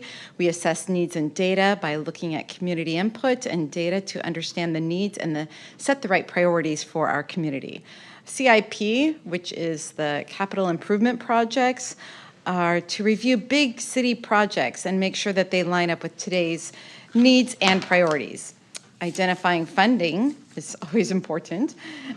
We find ways to pay for projects by seeking grants, using fees, and building partnerships. Engaging with the community, really important. We connect with the community through social media, in-person events, and other ways in order to gather input and keep residents informed. And then pursuing sustainable and resilient solutions. We plan for the long term by choosing solutions that last and can handle future challenges.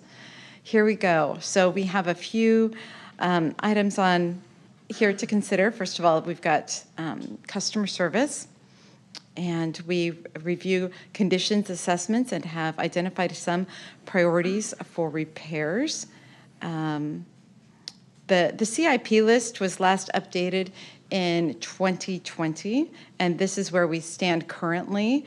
We have 2 CIP projects completed, White Road and Rabbit Ridge, and a third, Hubbard Drive, which we've talked about this evening, is still under construction.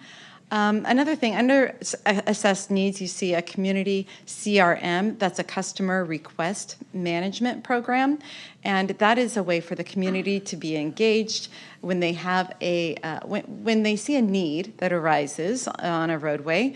This is the way they can inform the city, and this program goes to report street issues, and it gathers that data so we can put it in our assessments. So here we go, pavement condition report. This is a PCI, pavement condition index, all right? And the score is from 0 to 100 on the condition of the roads, 0 being very, very poor, failed, and 100 being good. So you'll see that 87% of these streets, 87% of the street miles, I should say that, in the city are scored as fair or better. So that's not terrible, but we certainly have room for improvement. And if you live on any of these roads or near any of these roads and traffic these roads frequently that score worse than fair or even sometimes fair, you might really feel like there is some work to be done here, and we are excited to get to work. The City of Heath in 2025 Road Maintenance Program Goals. We have actually not had a road maintenance program or crew, and tonight that's going to change because we approved the budget for the upcoming fiscal year, and along with that comes the budget for a designated road maintenance crew. And that's going to be very exciting. Just to set the expectations, though, this is not it's a rudimentary crew. They will be equipped to fill potholes and fix street signs, but they will not be replacing concrete, right? Panels or anything of that nature. That's far more, far more work than the two-man crew will be able to do. But I am really excited that this is a day marked in history with our city to finally have a road maintenance crew that is designated to help with our roads on the everyday. So staff is pursuing currently a request for proposals, which is an RFP, to launch the 2025 road maintenance program. When we started meeting several months ago, we've had 7 meetings thus far over the past several months, and 5 of those meetings have been with staff.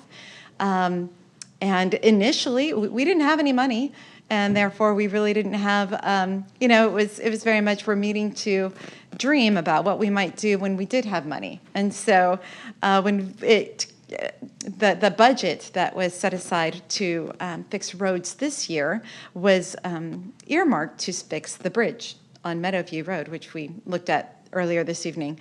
And when it came about that we were able to use funds from another source and therefore open up the funds for this year's budget for road maintenance, I felt like it was Christmas Day when Brian Creed announced that at our committee meeting.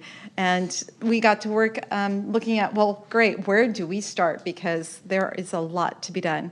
So we'll use that money to address concrete point repairs as identified, and also to evaluate and implement asphalt overlay where that might be appropriate. All right, identifying funding. So I've talked a little bit about, we have a little bit of money. Hubbard Drive is being funded through existing resources. Meadowview repair will be funded through existing resources. Terry Lane will be, in large part, be funded through the county funds. They, I think they've have earmarked about $2 million for that. So that's wonderful. So staff is also reaching out to a few other funding resources. There's a lot of letters that probably don't mean much to you, and I have them on my sheet somewhere if I could find. But anyhow, I'm not sure that you really care. But NCTCOG and TWDB and TCEQ are also ways we can, they are sources where we can apply for grants and other ways to perhaps help with funding issues. Engaging the community, we talked a little bit about the community response and request line that we have with the city in order to log the community asking for certain repairs to be done, and therefore we can have that communicated and have that a part of the equation, essentially. We do prioritize roads that impact the most residents and also are in the worst shape. So those are the, I guess, the ways we look at the priorities that of road repairs that need to be fixed. So solutions. There's a lot I can say about the solutions. Let's see here. Okay. The solutions. So let's just go through these. First of all, establishing a stormwater ordinance to provide a fee for stormwater management. It's something we've definitely discussed in our meetings, and perhaps something that could come to an agenda item is we really don't have the funds to fix a lot of our drainage issues that come up in the city, and there are many. And we do have a list of things that need to be addressed with that, but we really don't have the funding clearly identified to tackle that list. Does that make sense?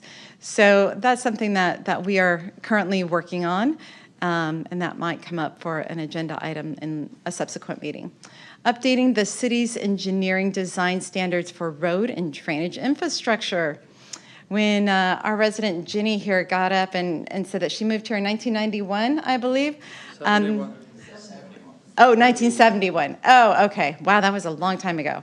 Well, so I wrote that down wrong. No, our ordinances haven't been updated since about 91, so about 20 years after you moved here. So not then, but it's been a long time even still, because 1991, 93, 92, 93, those were the years in which those ordinances were done, and it's time to update those. And that is certainly something I look forward to. Our committee will work with a new engineer in which the city is hiring to address. And then another solution we're working on is to stand up an start up, I think is what I meant to write there, an engineering division. Again, like I mentioned, we're hiring a new city engineer. That'll be great. And then establish a street maintenance program, which is super exciting because now we have 2 people who will be a part of that ongoing program. So here we have a summary of what we've discussed here. Looking ahead, this is a reiteration of our plan, aligning it with available resources through an objective, data-driven process in order to prioritize needs.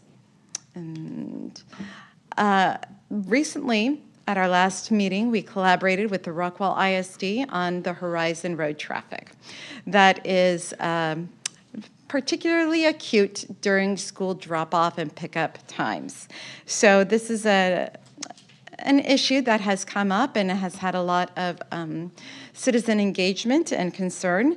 And it was a very productive meeting, I feel, we had with them, and where we did actually come to an agreement of some things we're going to consider to alleviate the traffic. Now, along with engaging, I just wanted to point out here that along with our committee engaging with the city staff, and they are invaluable because they tell us all of the things that we need to know in order to take action on improving our city roads. We had the special privilege of also meeting in person with representatives from Rockwall ISD. Now, although communication between the city and school district has historically been positive, the committee emphasizes the importance of strengthening relationships through direct interaction. And this meeting created an opportunity to align ourselves on shared priorities and reaffirm the joint responsibility for maintaining safe, efficient transportation and traffic flow around the school facilities. Recognizing the school district as one of the city's key partners, the committee is committed to ongoing collaboration to support the safety of children and parents during daily school commutes and to coordinate on infrastructure needs that directly impact schools. So I really look forward to some solutions coming from that soon. This is a journey. It's not a sprint. I must admit, when I was running for this seat on the city council, I was motivated by a lot of these things we've been tackling in this subcommittee. And my perception then was it would be way easier to accomplish the things that are not impossible, but it's, you know, it's not a snap of the fingers. But I am now seeing the road, and we all are seeing the road ahead to accomplish the goals that we have. And I absolutely am excited to see them get accomplished. But are there any questions at this time? Very good. Thank you, Councilwoman. At this time, the chair will open the floor. If you have any questions for the Councilwoman, none? Let me continue to say thank you. Again, you guys worked a lot of items.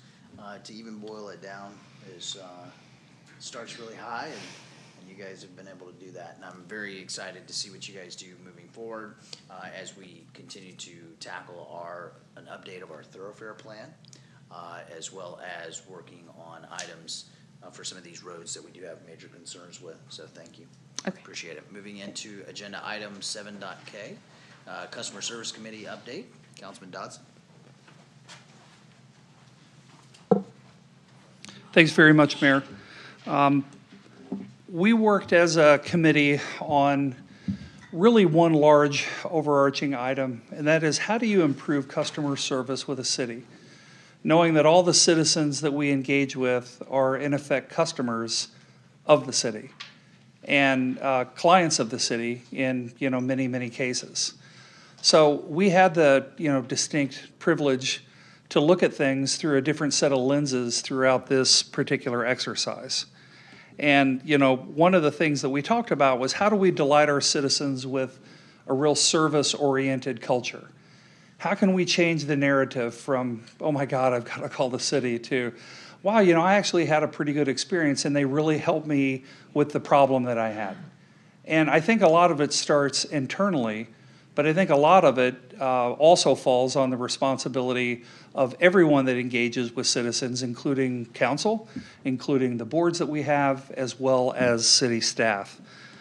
So our team consisted of Mr. Alexander, myself, Cindy Horn, Danny McDermott, our IT manager, and Logan Petty, our deputy city secretary. And what we really spent some time looking at, and our key objectives were really as follows. How do we create a service-oriented culture within a municipality? How do we establish clear and measurable specific expectations for our customer-facing staff? How do we empower staff with the tools and the skills mindset to deliver excellent results? And how do we make it easy for residents to provide feedback, express concerns, and solve problems? And then at the end of the day, how do we evaluate our effectiveness, leveraging digital tools to enhance that engagement and our responsiveness and accountability, so that the calls that come in don't end up in the circular file, or you get lost in the nested loop of the digital underground where you get 6 telephone prompts which lead you to someone hanging up on you, which is certainly akin to kind of ruining your day.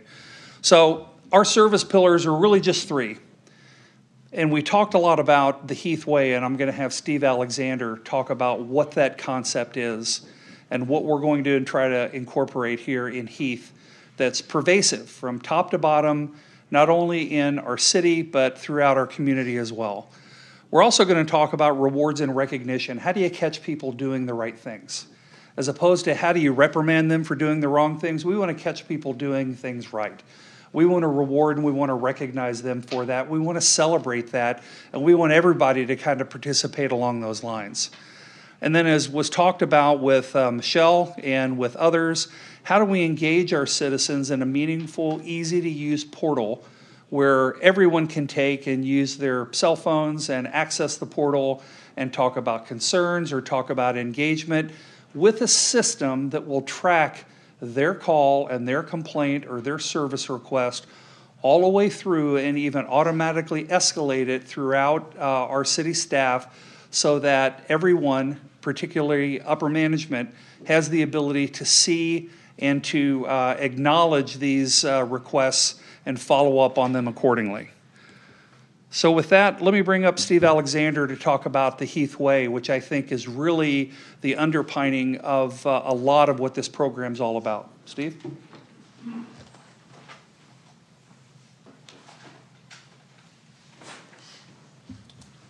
I trust you'll back clean up for me. Gotcha. All right. John Madden. Thank you. So, the Heath Way. The idea is to memorialize a philosophy, to create a corporate culture that centers on the customer, right? That focuses on customer service. We don't have that memorialized as an organization. That's not to say we don't have great people doing great work every day in our organization. But it is important to, in my estimation, to establish, memorialize, if you will, what we aspire to do for others. We're a service-based organization, and so people that work here have a servant heart. And so sometimes, though, they don't have anything to aim for as far as what is expected. And so in council members, in your packet, and for members of the public that would like to read it, in the packet there is a document entitled The Heath Way. And the idea is to, again, create an aspirational document of what we're seeking to be, what we're seeking, how we're, the expectations we're setting for ourselves. Things like, well, let me back up. So when I talk about this kind of stuff, I'm reminded of a quote that was said to me many years ago about customer service, and it kind of goes like, impressions are formed by the accumulation of small surprises. So if somebody comes in, needs something, and they get a bad experience, over time that create a bad image, bad feeling towards the organization. But even the smallest interactions, the smallest things that happen in a good way on a regular basis, can create a good impression of the organization. So if somebody's coming and drop something off, they need some help, or one of us as an employee here to take that and help that person get that done, or just simply following up with a phone call to say, hey, did we meet your needs? Did we get your issue taken care of? If maybe maybe I'm not the one handling it, maybe if I get that person connected with the right person and I follow up with a phone call a few days later to say, did we get everything taken care of for you? It's a small thing, but impressions are formed by the accumulation of small surprises. It's not always expected to get a return phone call.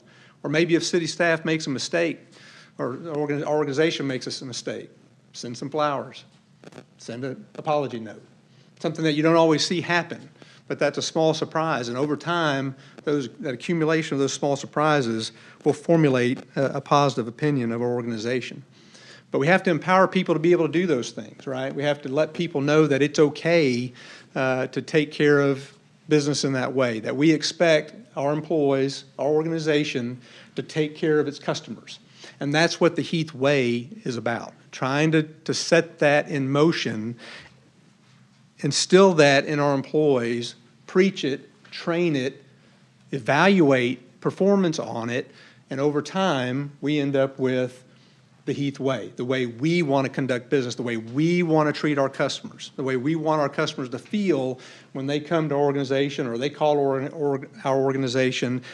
We want to make sure they have a good experience to the extent we can. Not all experiences are great, right? If you're paying a municipal court ticket, you may not be real happy about it.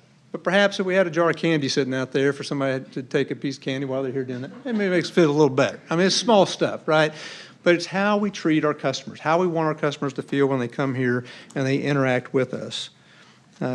Focusing on going beyond the golden rule, right? Golden rule is do unto others as you would have them do unto you. Well, how about do better unto others as you would have them do unto you? That's the kind of mindset we want to have as an organization, and that's what you'll find as you read the Heath Way and what we want to start instilling in our employees and instilling in the folks that work on behalf of the citizens of Heath. Taking a personal approach to how we do things, owning the issues as they come to us. I mentioned earlier about following up with a phone call. If we can take care of a resident's complaint or somebody that comes in, and by the way, part of the Heath Way is establishing what is a customer. How do we define a customer? It's not just, it is residents, it's internal employees working with each other, it's contractors that come in. Everybody we come in contact is a customer, right? And we want to make sure they're treated well and they have a good experience to the extent we can do that. But we want to own what that issue is. Now, we may not be able to solve it, but we can take that to the person who can solve it, and then again, follow up, make sure that person got what they needed out of our organization. Starting with the S in mind, so often as governments, I've been in this business for 31 years, and so often we do get kind of caught up on the policies and procedures that are in front of us. And we have to follow our policies and procedures, right? That's just part of, can't break the rules kind of thing. But maybe, as opposed to just saying, no, we can't do that because we have a policy and procedure that won't allow us to do that, maybe take a minute, maybe say, hey, let me give it my supervisor and we can think this issue through. And maybe through that process, we find a different solution to the problem than maybe what the customer was asking us to do. And so taking that time to work with the customer and identify a solution that maybe the customer wasn't looking for, but maybe still solves that problem. And those things can happen if you have the right mindset and you empower your people to do those things. And again, that's what the Heath Way is all about. I'll tell you this document is evolving, right? It'll be ever evolving. But the idea is if we can memorialize this and come together on this, is that this is what we expect, or how we want our customers treated. Then over time, as people change, that's just baked into the corporate culture, right? That's just how we do things. And so as we hire people, they know what is expected of them when they come here. When if people that get into understanding this and performing in the Heath Way retire at some point, they leave. Well, the concept is in place. The philosophy is there. And so people behind us can come in, pick up that philosophy, and carry things out in the Heath Way like we want them to do. That's the idea behind the Heath Way. There's more to it than what I just went over, if you take the time to read it. But if council's comfortable with this, at the end of the day, we'll begin. We've already somewhat started training some of our staff on it, but we'll continue training our staff on it and expand it as appropriate. Very good. Thank you, Mr. Alexander. Councilman Dodson, did you have further? Did you have further comments? So I will say thank you to that committee and the hard work that you guys have done. I know that. Mayor, we yes. have a couple of other folks just to perfect. finish up on this. Great. Ms. Logan Petty is going to. Awards and recognition. Hi. Let's go. I'll try to make this as quick as possible. I got about 1 minute and 30 seconds. I timed myself, so. So with the implementation of the Heath Way, we wanted to create a work environment that people want to be a part of and that employees actually enjoy being at work every day. With that being said, we have come up with a few ideas for employee rewards and recognition for catching employees living the Heath Way. Staff recognition to celebrate success with point systems, which we will have some options moving forward for things like going above and beyond service, positive attitude under fire, solving problems without being asked to do so, appreciation from outside of staff, such as emails, phone calls, letters from residents, other vendors, etc., and employee milestones for anniversaries such as 5, 10, 15, 20 plus years working with Heath. Awards and celebrations can be done with quarterly luncheons where we can recognize employees for things like Employee of the Quarter, birthdays, anniversaries, accomplishments such as degrees, certifications, and other continuous education, as well as additional award drawings. I think this is a great opportunity to help boost morale, enjoy going above and beyond, and help staff want to live the Heath Way. Very good. Thank you, ma'am. Thanks, Logan, very much. Mr. McDermott? There we go. And this is the last pillar with regards to the customer-facing portal that will look to utilize to capture the feedback from the citizens with regards to what their concerns are and how we're doing against solving those concerns. Good evening. My name is Danny McDermott. I am the IT director for the City of Heath. I'm not much of a public speaker, so I'm going to stick to the script on this one. So bear with me. So good evening, Mayor and Council members. Tonight, I just want to provide an update on our work to improve how residents connect with the city and report issues.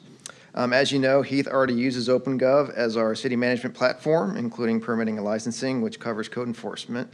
But OpenGov's citizen request module is a separate component. And so we've been evaluating options for handling citizen service requests more effectively. To start, this shows the guiding priorities you used in evaluating the platforms. Our focus was on accessibility for citizens, transparent two-way communication, real-time updates, and the ability to gather feedback and trends. These principles are what helped shape our comparison of the two systems. I apologize for the smallness of the text on that one. On this slide, you'll see the comparison between the OpenGov and GoGov mobile apps. OpenGov does have a mobile app, but it is managed by a third party called Comcate, and it's not very customizable. It's mainly for internal use and is more limited to the citizen-facing side.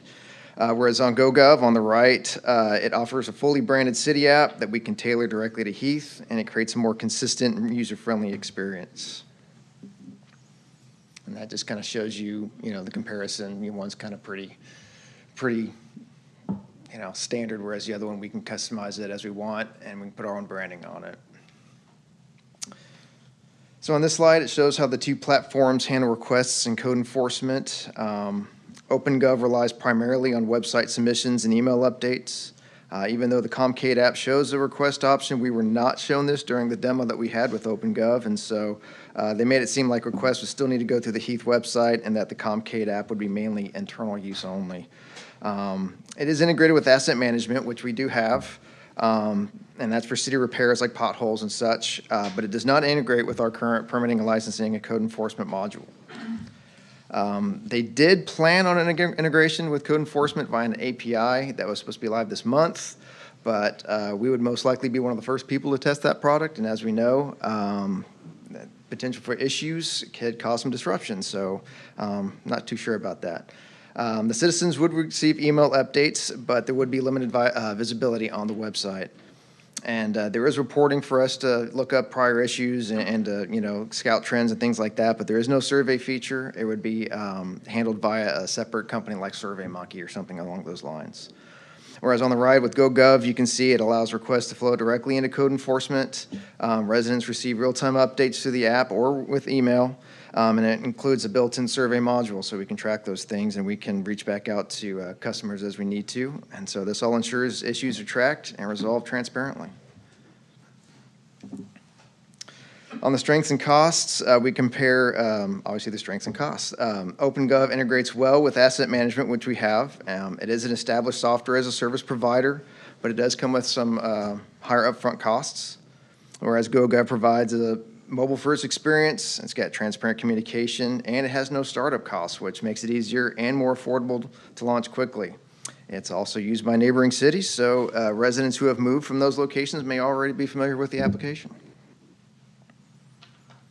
And then you can see the breakdown of the costs right there. OpenGov would be a $10,000 per year. Over time, you know, it is cheaper, but there is a $10,000 startup cost. So first year we're looking at 20, whereas you're looking at you know, $3,000 more per year for GoGov.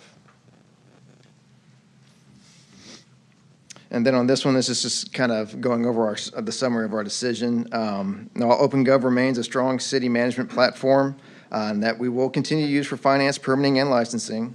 We do believe GoGov offers the best option for citizen engagement.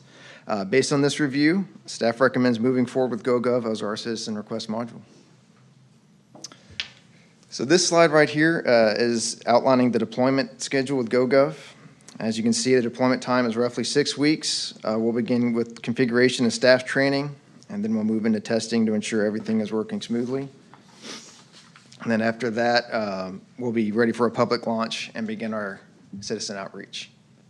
Danny, can you talk about the citizen-facing training and education with this particular app? Yeah, sure. So as far as the citizen-facing part of it, we will have a video on the website that will go over all the different features and things that you can do within the app. Basically what happens whenever you put in a request.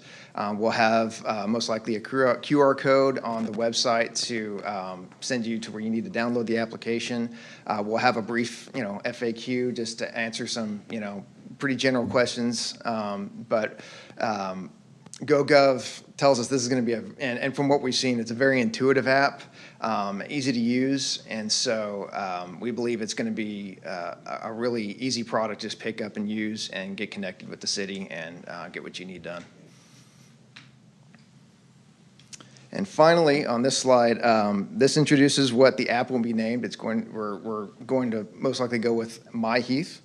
It'll be the name of the app, and it's going to be powered by GoGov. Through My Heath, residents will be able to submit requests, report issues, and share feedback in real time. It's designed to provide a clear, consistent, and accessible way for citizens to engage directly with their city and help preserve the high standards they expect while also playing an active role in guiding the future of Heath together. Any questions? Thanks, Dan. And Cindy, will you close us up, please? Sure. Yeah. You want me to come up there? Yes. All right. Absolutely. I've been assigned to close it up. I'll be quick. All right, so I'm going to talk about cost. The great news about this is with number one, the Heathway, there's no incremental cost. We're going to be leveraging our existing resources and teams to make this part of our operating mindset, as Steve laid out. The rewards and recognition, there's going to be also no incremental cost outside of what is already budgeted. Citizen engagement portal, Danny just spoke on, it's going to be $13,680. This platform is going to significantly improve how we connect with the residents. It's going to make it easier for them to find information, submit feedback, and stay engaged. So that's a small price to pay for that. The citizen request module, $7,500. It streamlines our communication between citizens and staff. And the code enforcement module, $6,180. Let me click this. So, to bring it finally home, overall, this package reflects a thoughtful blend of cultural investment and digital modernization. 2 of the initiatives have no incremental cost, while the others, though they require modest funding, will provide long-term improvements in service, efficiency, and citizen satisfaction. These investments, they're not just about software, they're about responsiveness, transparency, and building trust, which is what we want to do with the citizens. They help us deliver the kind of city experience that our residents expect while keeping costs contained and aligned with our strategic goals. So we are asking that we can implement the 3 elements of the Heath customer service experience and continue working with the committee to formalize and launch the program. Very good. That's all. Thank you, Thank you. Councilwoman. Are there any other speakers? I tried to recruit you from the audience. I thought it was great. I just wasn't watching Yeah. the queue. I couldn't see. No, that's okay. I was gonna bring Harriet up next, but Bring her on. She's gonna talk to you about Buffalo Creek. All right.